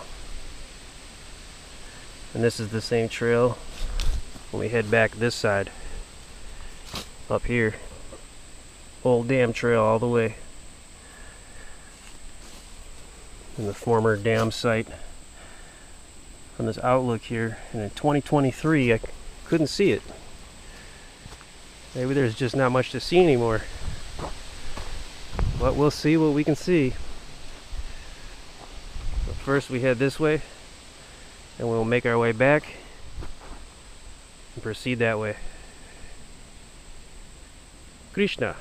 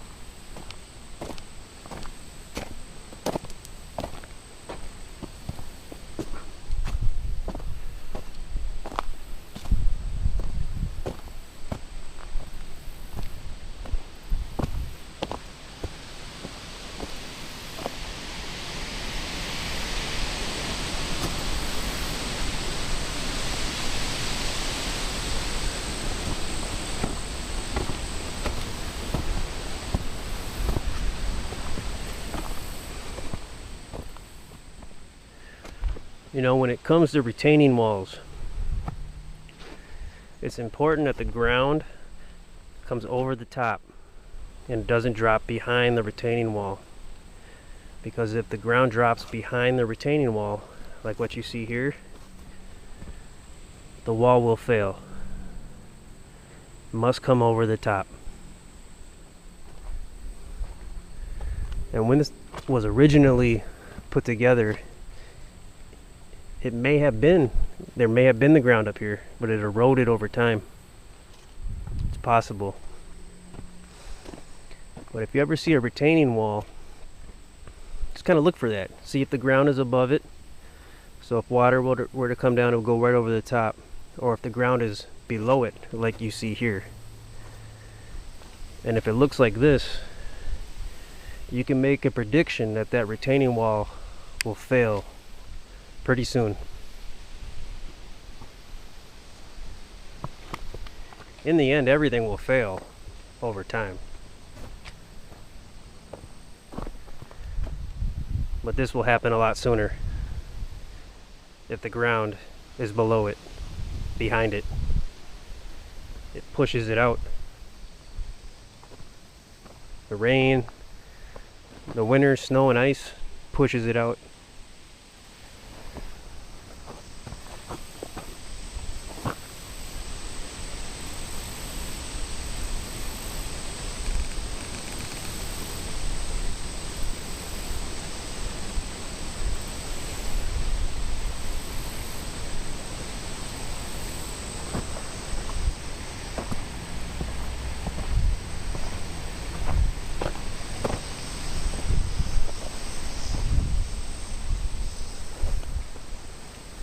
I didn't keep my hike when I was here in 2023 because I was rucking and the footage was really rough and it was really hard for me to just do it. But I wish I had the footage so I can compare how long it took for it to look like this from 2 years ago. Sometimes I have the opportunity to do that. I've been finding with a lot of these hikes and camp trips and scouts, I have footage from the past that I can compare. It's really cool. It's really I'm blessed to be able to do that and see it. They were my own real life experiences.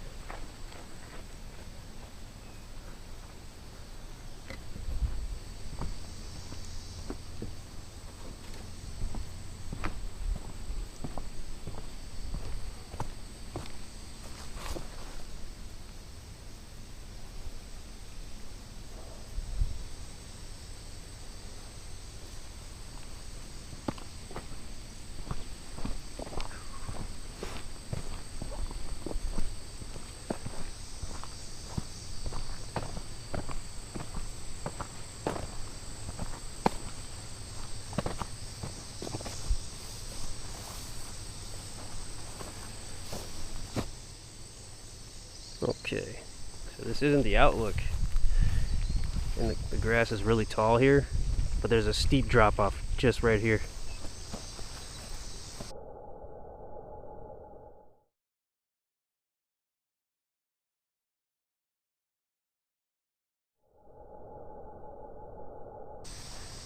Yeah, it's pretty crazy. So the erosion here it's ongoing.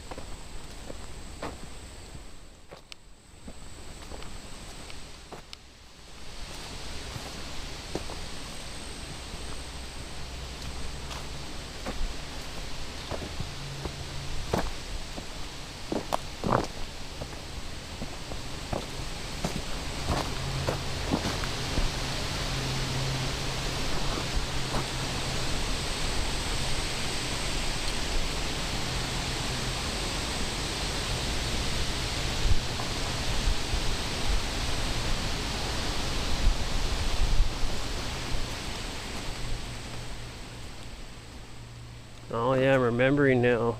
Up here there was a tree that was down. It was an obstacle.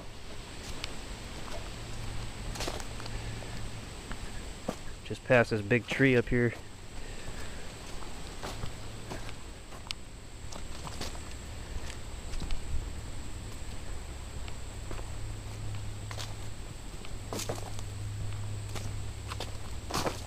You know, I think there was. Now my mind's playing tricks on me. I do remember this part though.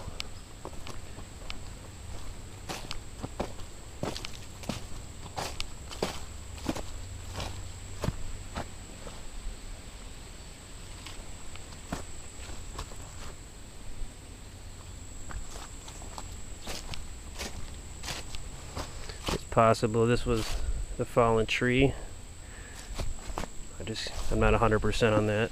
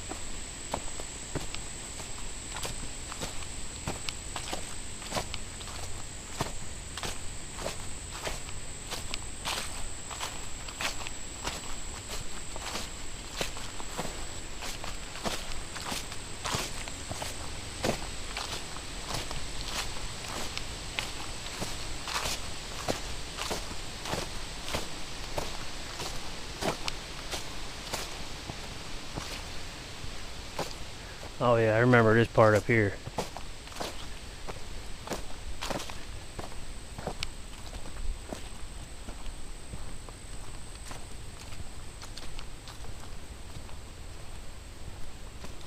And there's like a cool little trail after this. You go up this and you take a right, and there's this cool straight on trail, if I remember correctly.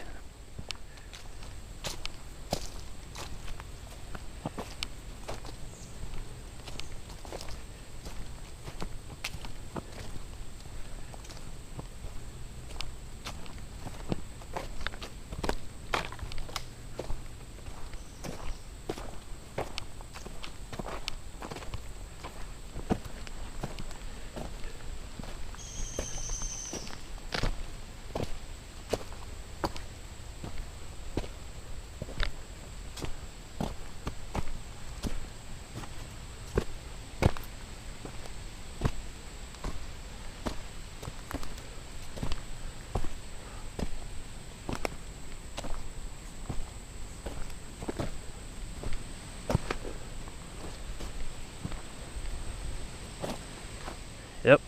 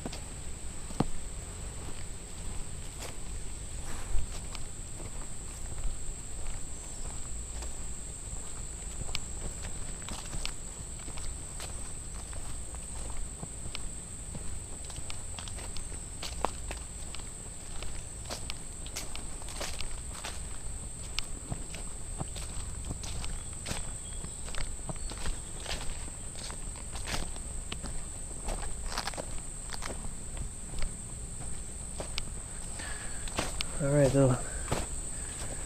This should be the overlook.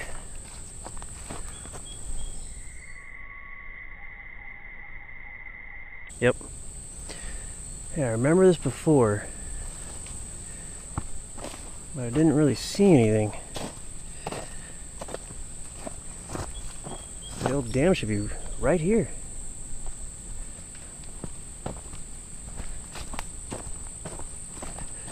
Maybe there's just literally nothing left.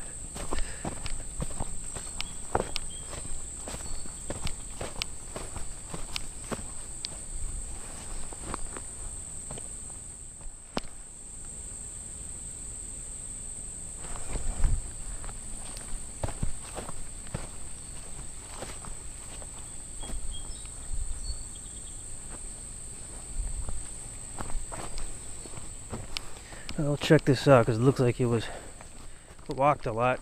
It might be able to see something from here.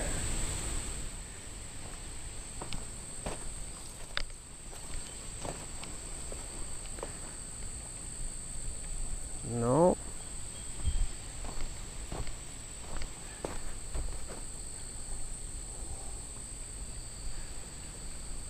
Yeah. So we're going to keep walking down a little further on this trail. We can see if we could see anything.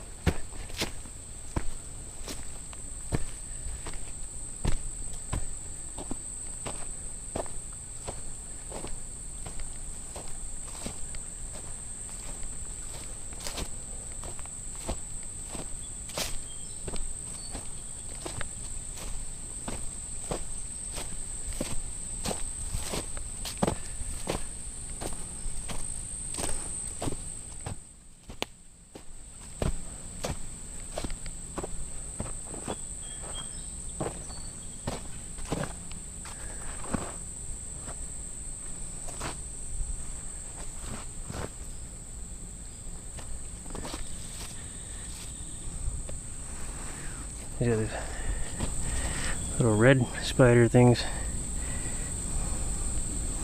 I can never really identify them.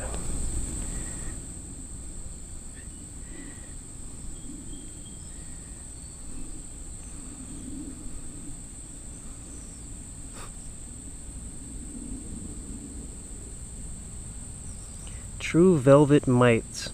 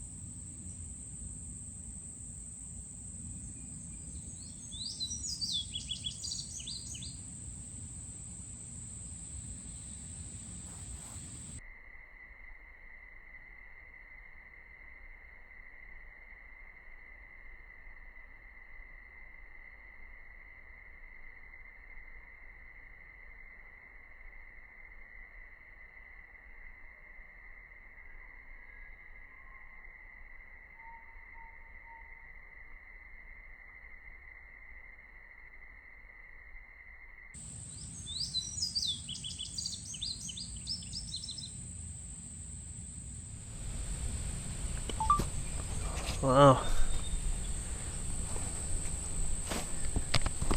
Those ones were a little bigger than the ones I witnessed near where I work in the cities, the metro area, suburbs.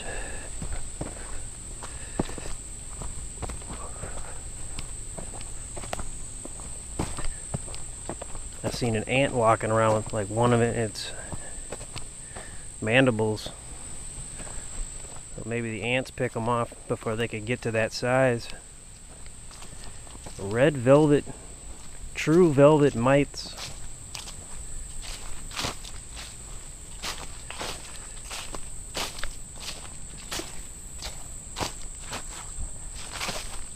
Oh yeah, old dam site should be over here somewhere, allegedly.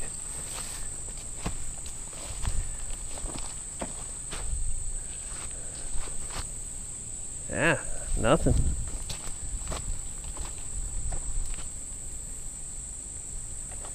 It might be further down there.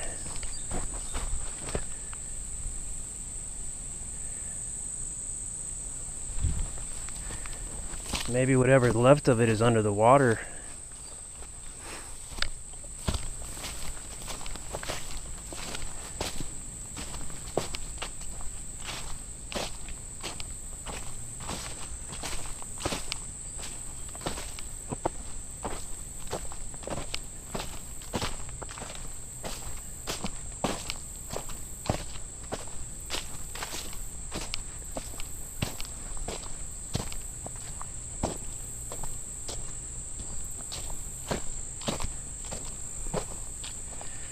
Okay, so we're approaching the end here of the trail.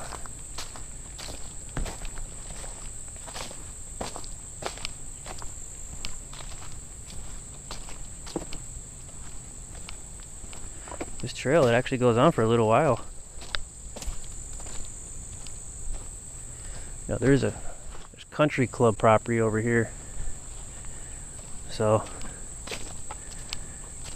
if it wasn't for that, the state park owned it, there'd probably be a trail heading back.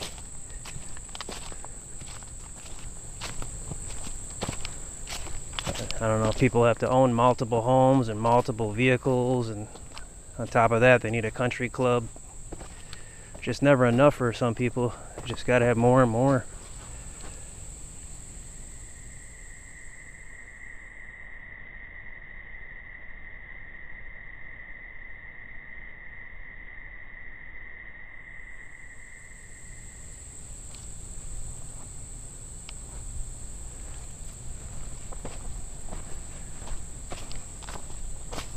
I guess everyone has different opinions as far as what should be done with land.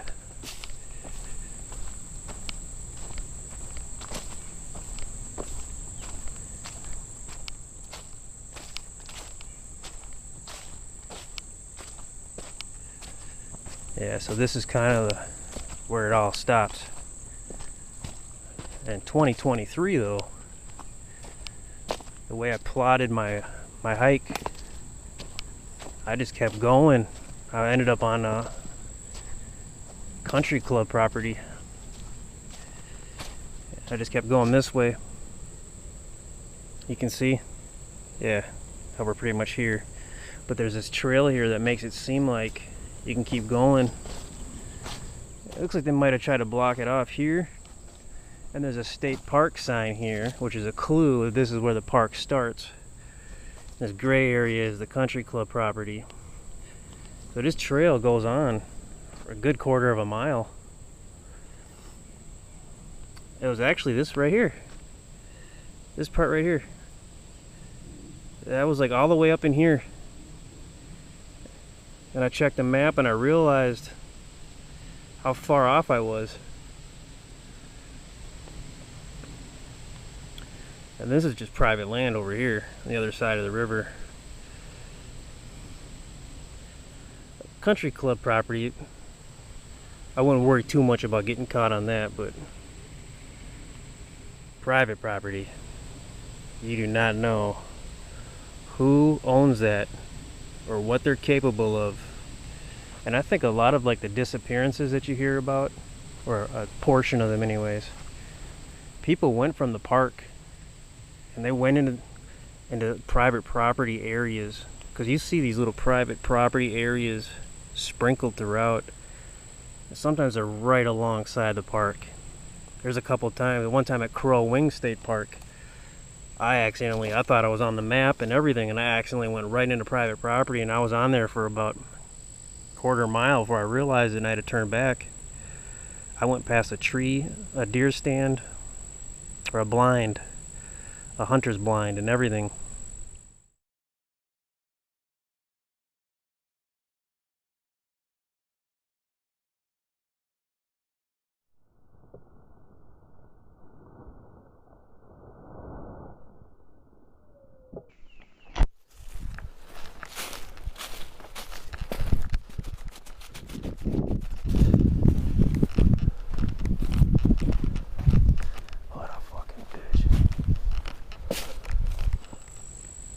You don't know who owns that, what kind of traps they got,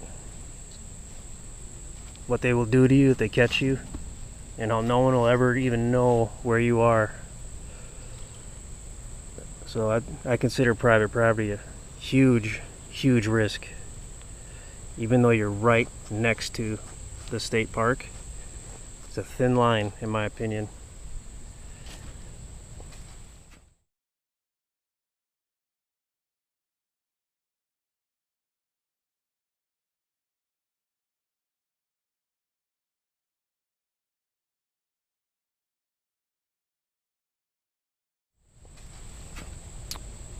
So we are at the end. Okay. We're going to turn back. And I'll move a little swifter than I did on the way here. I'm really looking forward to drinking some water. I brought a lot of it. Good old distilled water.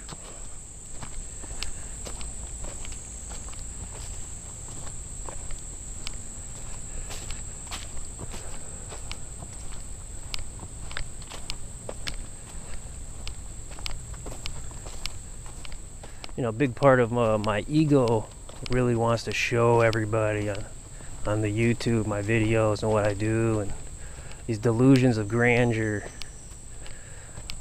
people liking it and checking me out. But I have to remind myself over and over again that that's not really the reason why I am or should be doing this. It's to just kind of document the experience, which I was already documenting anyways, because I carry a body cam everywhere because of the weird situations I get in. but also for myself in the future, in case I'm trapped somewhere, don't have a vehicle anymore, or can't drive around, or there's a reasonable chance I'll still be able to possibly review this footage. Now that I have it online, it's another source for me to retrieve it. I have it backed up, of course, digital formats. So before I stopped watching movies, I used to watch found footage movies. I love those. And after 2020, really stopped doing that. And so now I'm kind of creating my own found footage movies. And I used to I used to rip movies and save them so I could watch them in the future. But I realize now that they mean nothing. They're just ways to control and manipulate and enter and train your mind. But with the footage of me doing this stuff, it's good memories.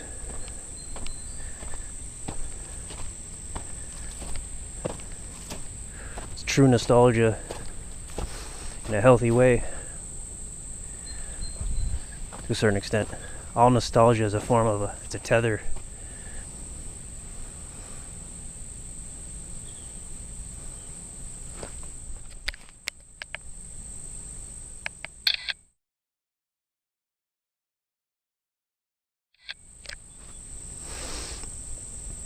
Anything we want to keep, just like that picture, we have to learn to let it go. If you want to cling to stuff and hold on to it forever, that's a form of hell. You have to be transient. You have to continue on a journey.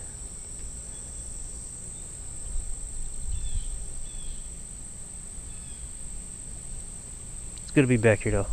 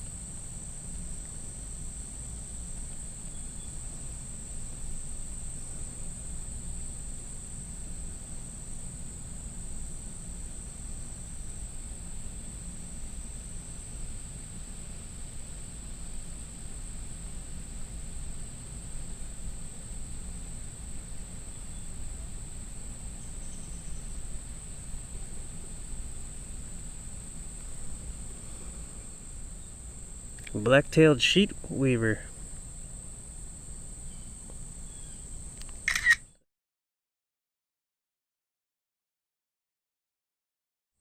That's what they are, huh?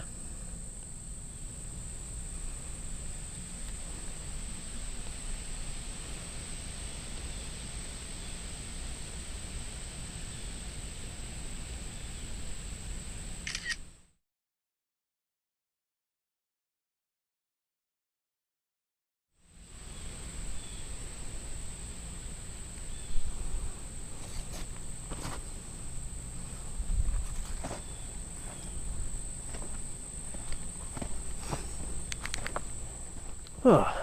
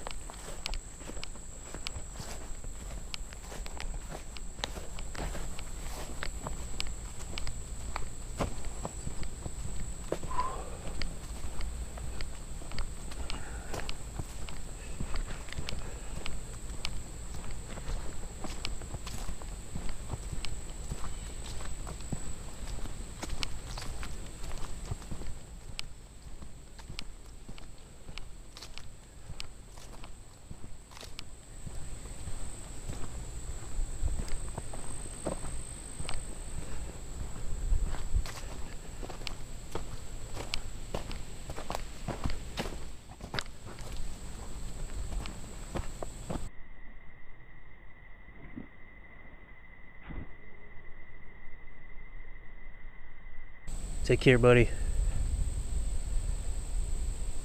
Age well.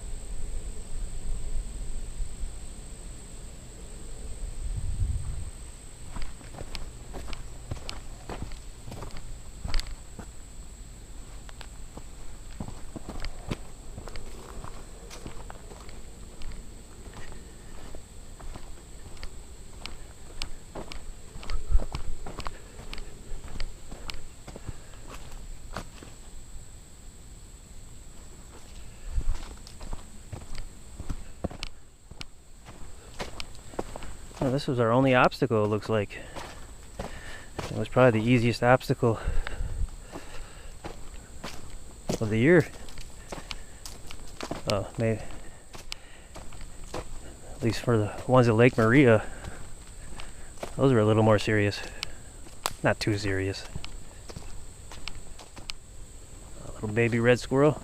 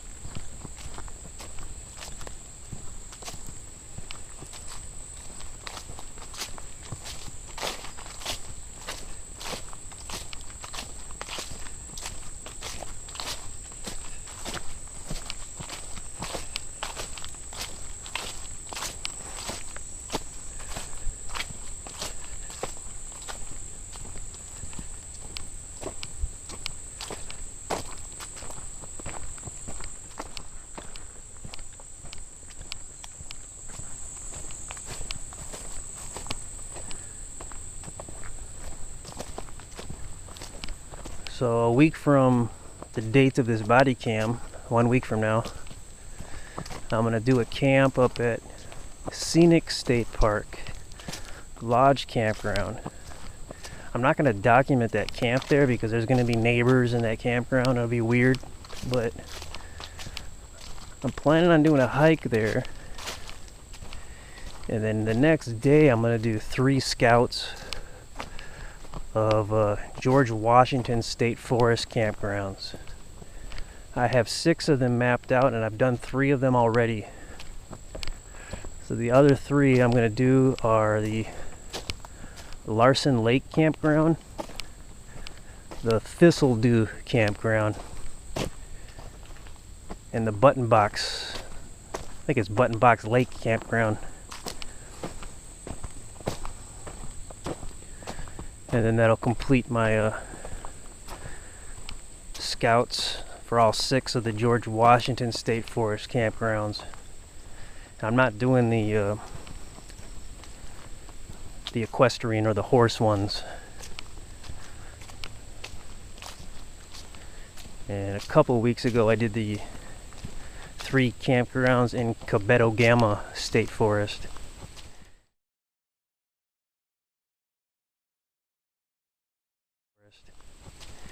And as of the date of this body cam, as of right now in time, I haven't got to editing those yet because I'm still getting caught up from the Lake Vermilion hike. I'm currently editing the Lake Vermilion Sudan Underground Mine State Park hike. I hope to finish that one maybe Sunday, 2 days from now. And then I'm going to start editing the Lake Maria camp trip.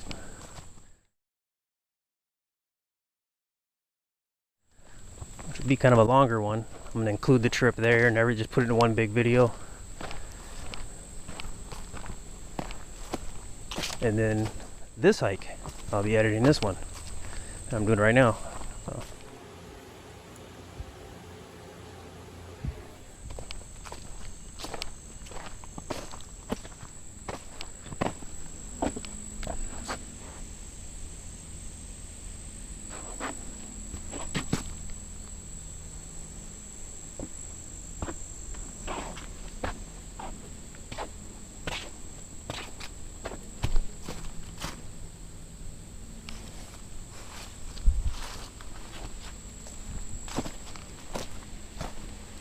Now this state park, Flandrau State Park, located in kind of south central Minnesota. Mainly central, south, slightly west, southwest, slightly.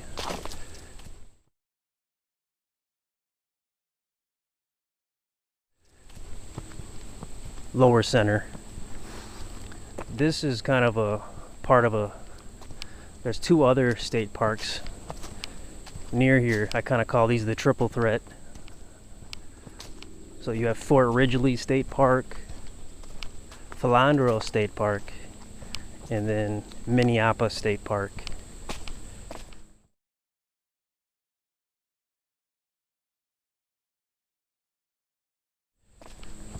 So I'm in the progress of doing Flandrau right now, obviously, but I've done the other two this year.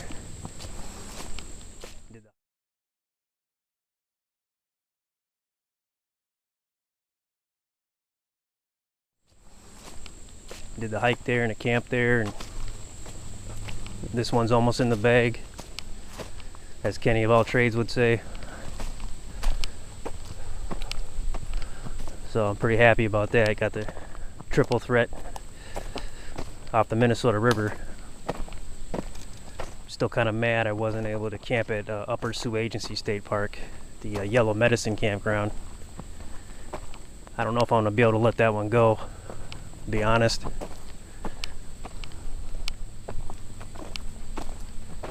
Maybe I'll just complain about it for 400 years. See what happens. Maybe it'll come back.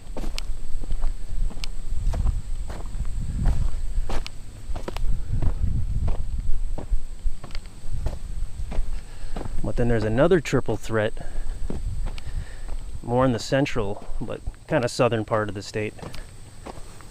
That's Rice Lake State Park, Nerstrand Big Woods State Park, and Cipher-Tu Lake State Park.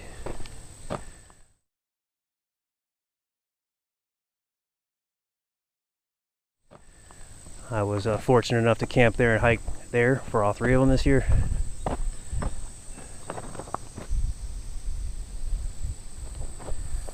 I got videos for most of them. You could just search them, check them out.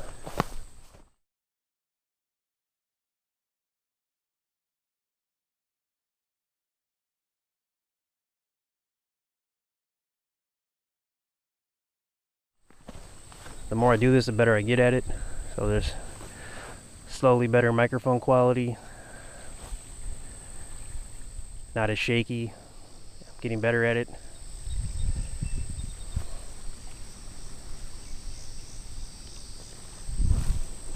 Getting better, learning when to run my mouth and what to say, when to say it.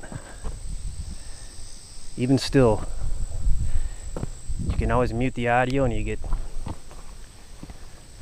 tens of thousands of pictures strewn together, documenting what the places look like, a lot of the areas. But I'm especially proud of my scout videos. I think those provide the most service to everybody who goes camping.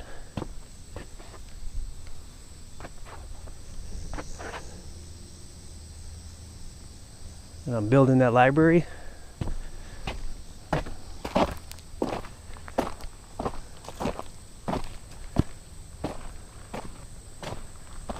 So I got a reasonable amount of the state parks. And I'm chipping away at the state forest campgrounds.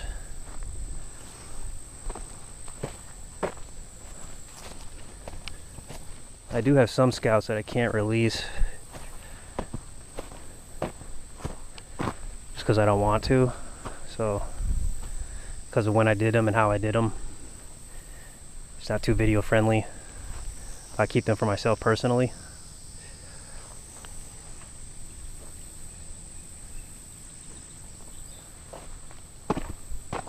Don't forget what I said about these retaining walls. Keep your eyes peeled whenever you see them.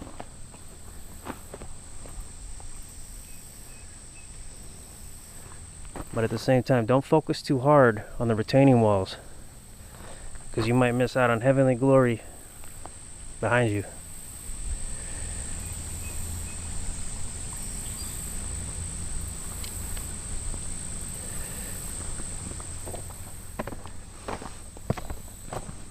I've almost stayed at every, well, I've almost camped at every state park in Minnesota that allows camping.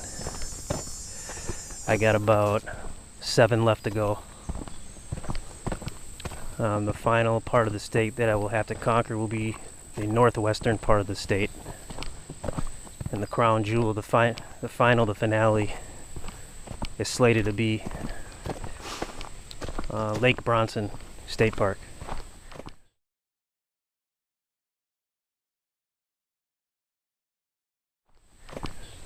Which is officially the furthest one away from me, from where I currently live. That one I might have to do without a scout first, though. Then Ulm State Park. That's another one up there.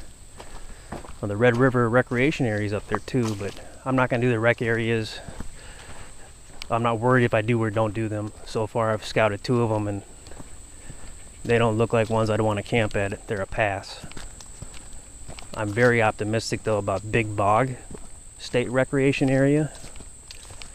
Site 31 looks very enticing, and I heard a old wives' tale that there's a witch there, so it might be a good Halloween one. Site 31 on the 31st, and there's a witch there. Might be a good one.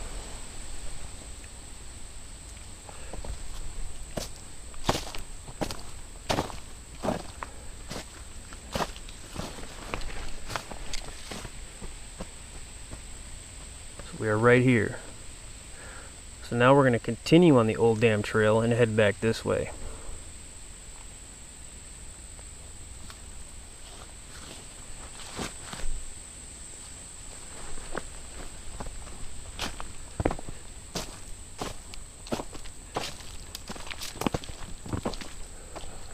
And then there's another state park up there, Hayes Lake State Park. And then right at the top of the state is Franz Hevne State Park. This looks like the funner way to go. And Franz Hevne State Park, I believe, it might be the smallest state park, but I'm not 100% on that.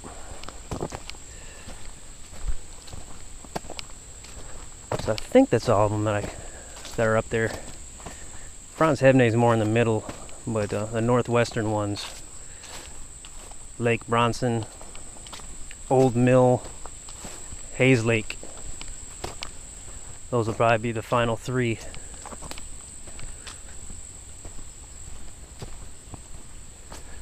So 2026, so far it looks like it might be the year where I'll pull it off.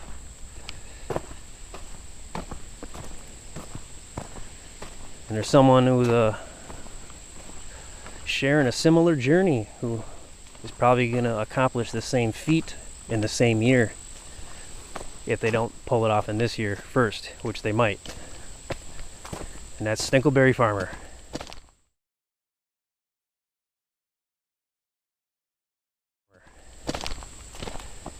And I'm trying to tell myself it doesn't matter if I do it before he does. But my ego is really telling me it matters, but it doesn't. I think all that would matter really is that it'd just be kind of cool that we did it in the same year, you know?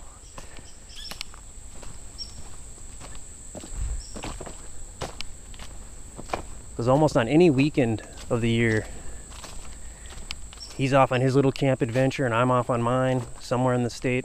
We almost crossed paths at Monson Lake State Park. Really close. He told me I was actually, based on my footage, I showed up the day after he left. Really close.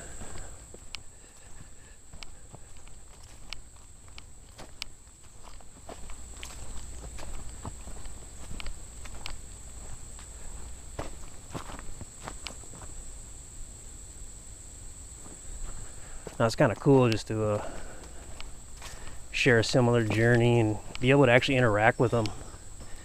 And not weird. He doesn't get weirded out by me, at least that I'm aware of.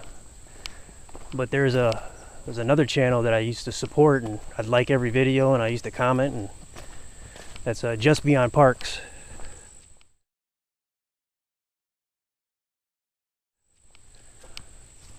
I promised I wouldn't say anything, but for whatever reason, I don't know what it is, they muted me. So I leave a comment, no one can see it. And I don't know why, because I would immediately always like their video and I'd leave a comment to help with interaction. I watch it a couple times with the views. I could think maybe jealousy or competition, because I do crush pretty hard as far as giving footage of campgrounds. It's not just 1 or 2 pictures. It's literally hundreds of pictures strung together in video with audio simultaneously with some commentary. That's kind of hard to beat. You know, the footage is shaky.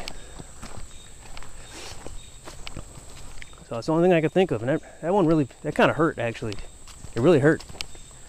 That one, I actually felt my heart hurting on that one. So I just couldn't understand why. But yeah, I'm just gonna have to, that's my catharsis there. I'm gonna let it go now.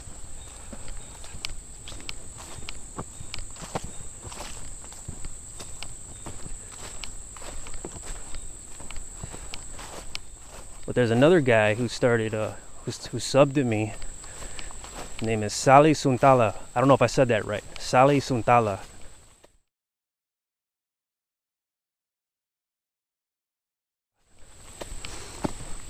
And he's got some camp videos and some hike videos.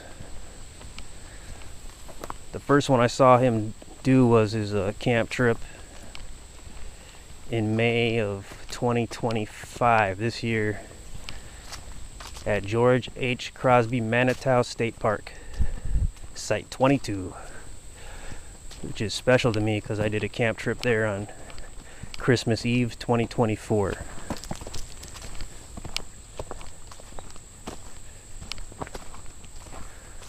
And he also did a hike there around the Benson Lake Trail and showed me what Site 19 looks like, which I'm really glad he did, because it's not really what I would like to see as far as a site that I want to stay at, and I almost rolled the dice on that one for a future selection. I still might, but I don't know. That one, it looks harder to get to actually, and I thought it'd be easier to get to than Site 22.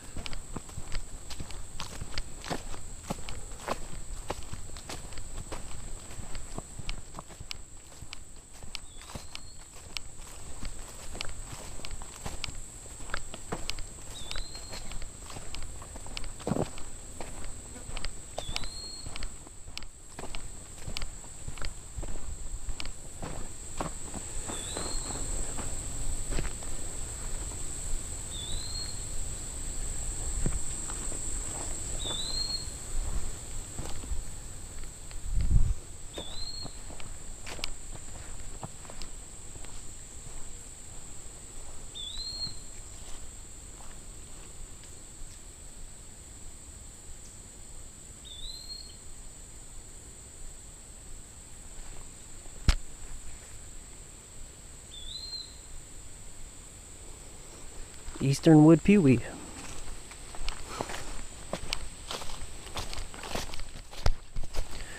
So I just got bit by a mosquito. They're finally starting to attack. And I think it's because I've been moving faster and I'm sweating more, so I may be attracting them more.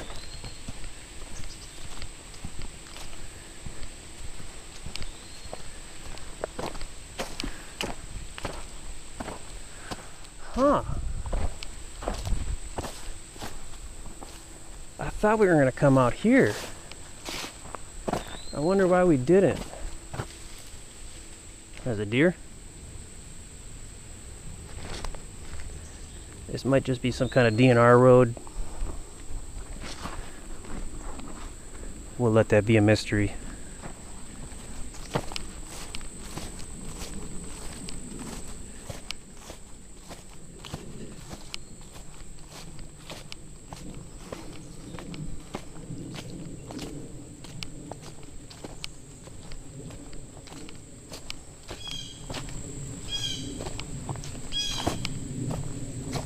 That is a blue jay. That I know. That I can tell you. Alright, I'll prove it.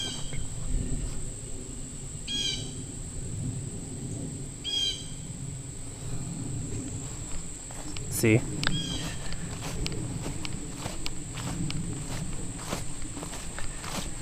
And there is a jet airplane above me. Ever since I arrived, I have been hearing them. They're not too bad. They're relatively high up.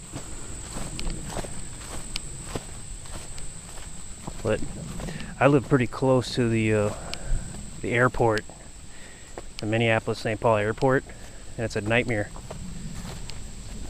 I hate Delta. I hate Delta. Like hundreds of times a day I see their stupid logo. Always on time. Always at the wrong time. I hate Delta.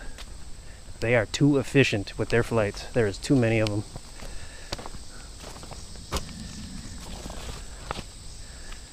Oh, now this looks like the part where okay, so this is actually, when I emphasized the last one, I was thinking of this one. This intersection here. So yeah, we did come out this side. Alright. And now that was the old dam trail. Now we're going to hop back on the river trail. Or the Stairway to Heaven trail. And mosquitoes are definitely starting to attack.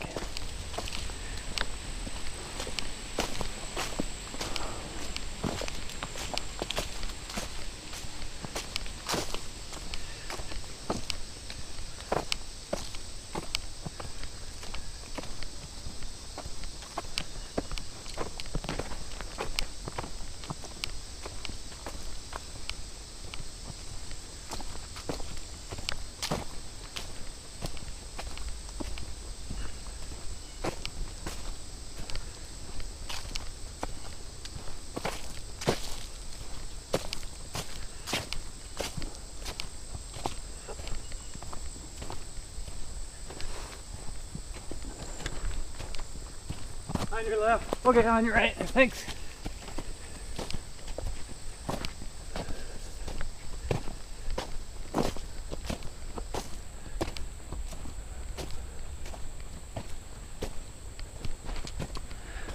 I always go the wrong way in every interaction with people.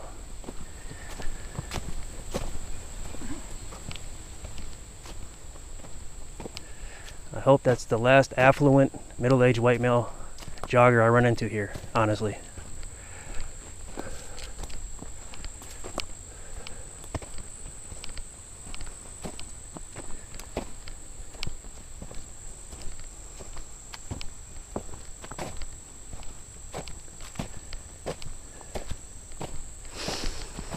Whew.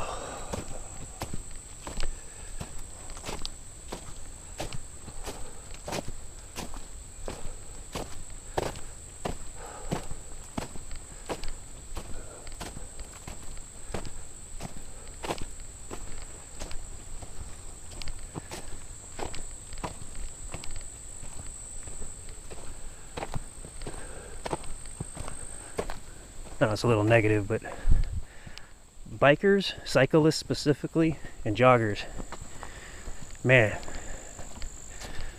those are annoying groups of people. Go ahead, tune out if you don't like it. It's true.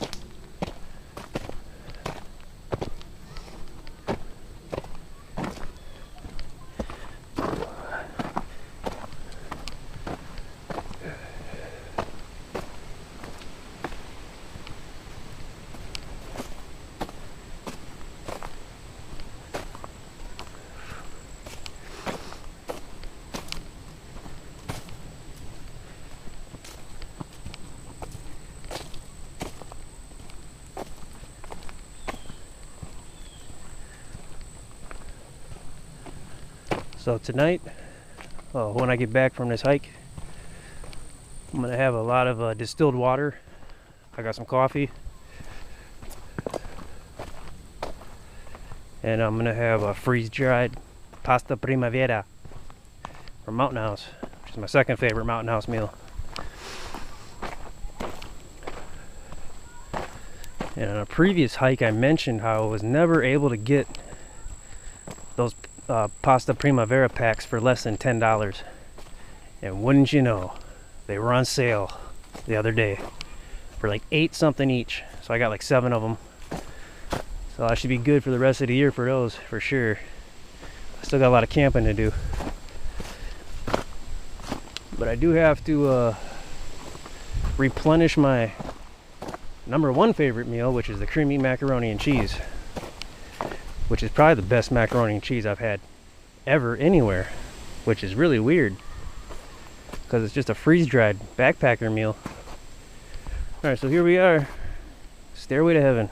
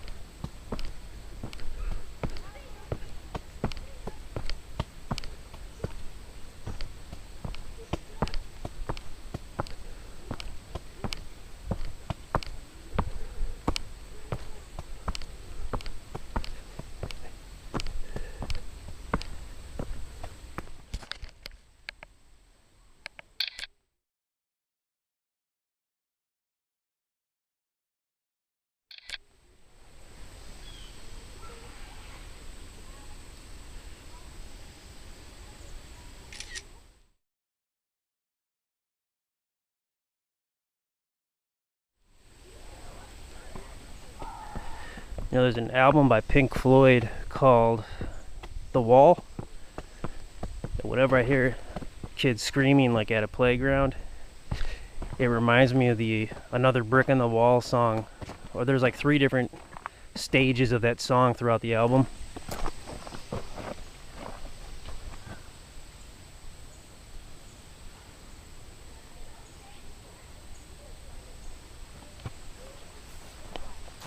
It'd be kind of neat to know what this looked like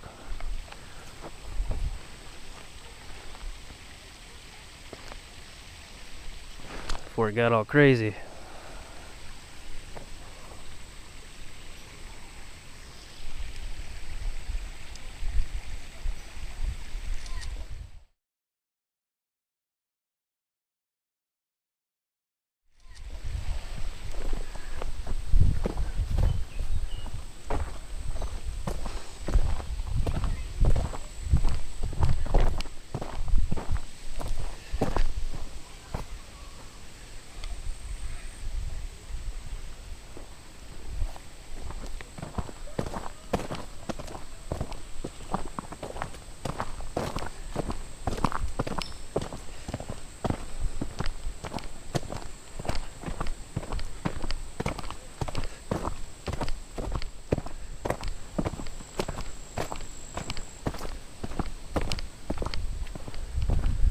All right, so in 2023, I went this way, but when I mapped out this hike,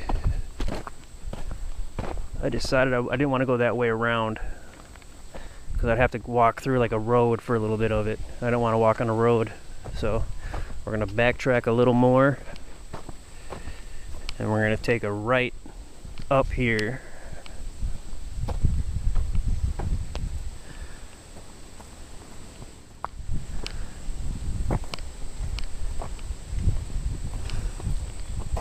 Yeah, right by the pool. We're gonna pass the pool.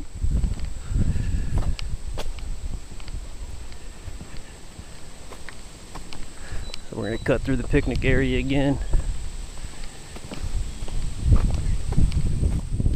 And again, there's a comedy sketch or a bit by Sebastian Maniscalco about the pool. Just do a search, a YouTube search, Sebastian Maniscalco, comedian pool. It's a classic. Now, I always think of that when I see a pool. I just love the way he says pool. And when he talks about the Band-Aid, oh man, it is so true.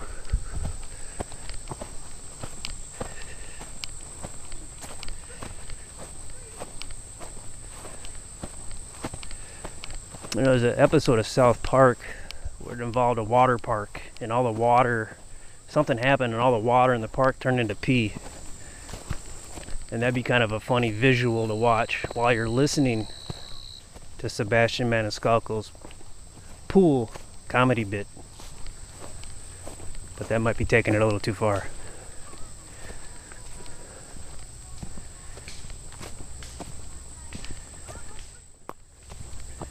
If you're good with a browser, you can just have the comedy sketch audio in one tab and the South Park water park pee pool on another tab that you're watching that's muted. And you're golden.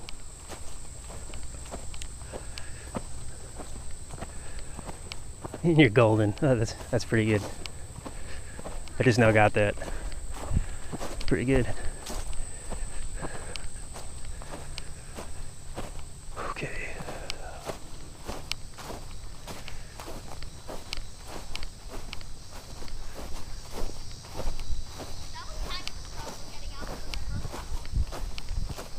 All right.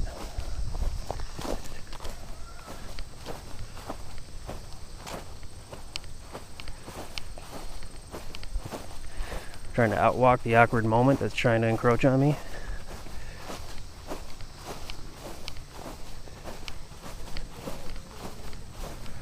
All right, that's a cool pool, though, man.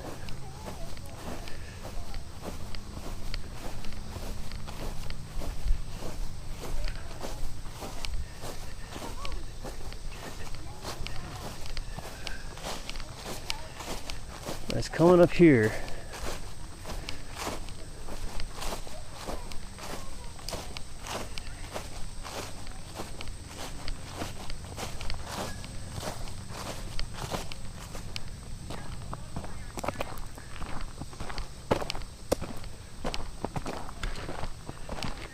Oh, wow.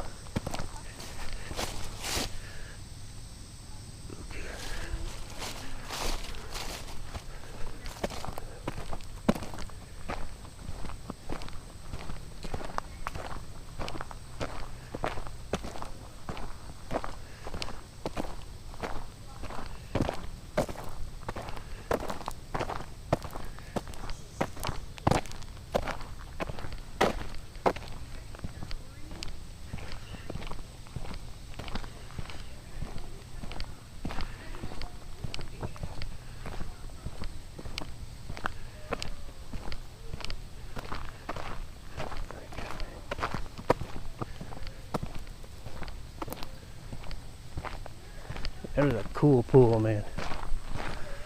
Another closer look at it.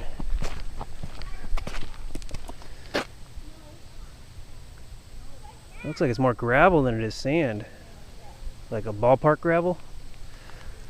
Yeah, that's a cool pool though, man.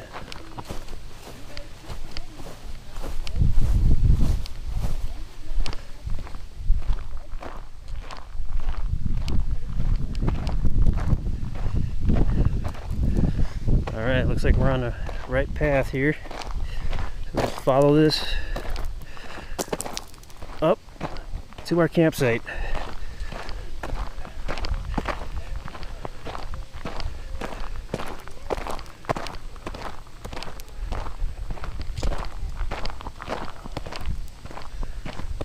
Oh, we got some information on the park here. Charles Eugene Flandrau. It's ironic because I recently started working with a guy called Eugene. Interesting. More memetics.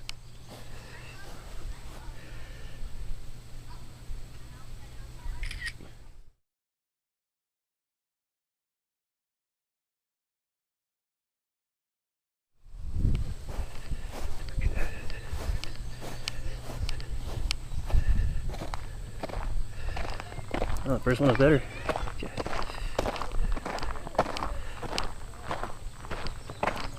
There's a playground there, like a bushcraft playground. There goes the showers over there. It'd be funny if these were a bunch of tulips and we could tiptoe through it.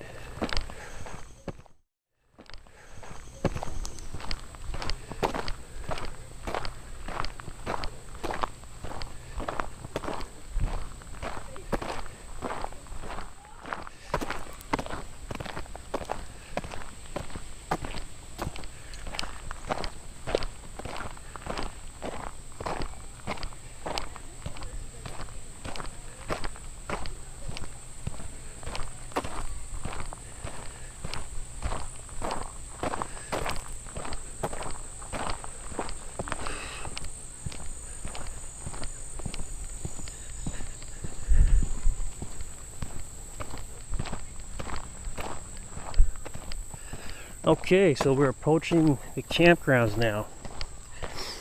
So right here we'll be able to veer off to the right, and that'll take us to the electric loop, the semi-modern campground. I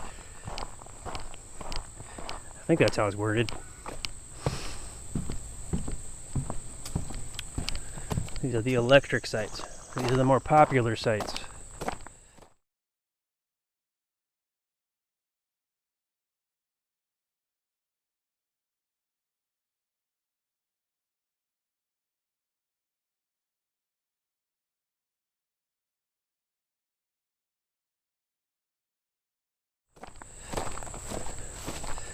And we're going to go to the non-electric.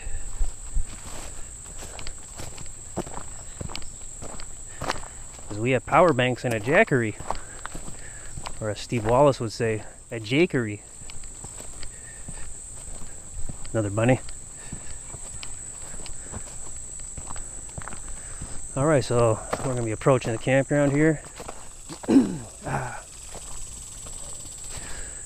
going to wind it down a little bit. Thanks for taking a look. I'll see you on the next one. Take care.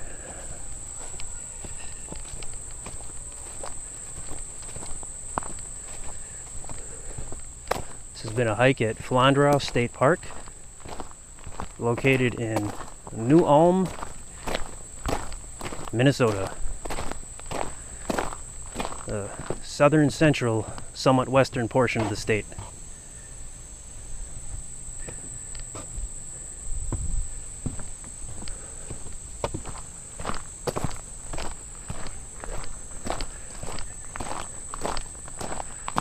The loud people that were behind me were, sounds like they're going to the electric part of this campground, which, that makes sense. That makes sense.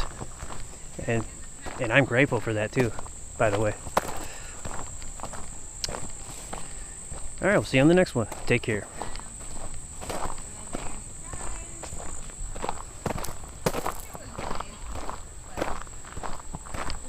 Wish me luck.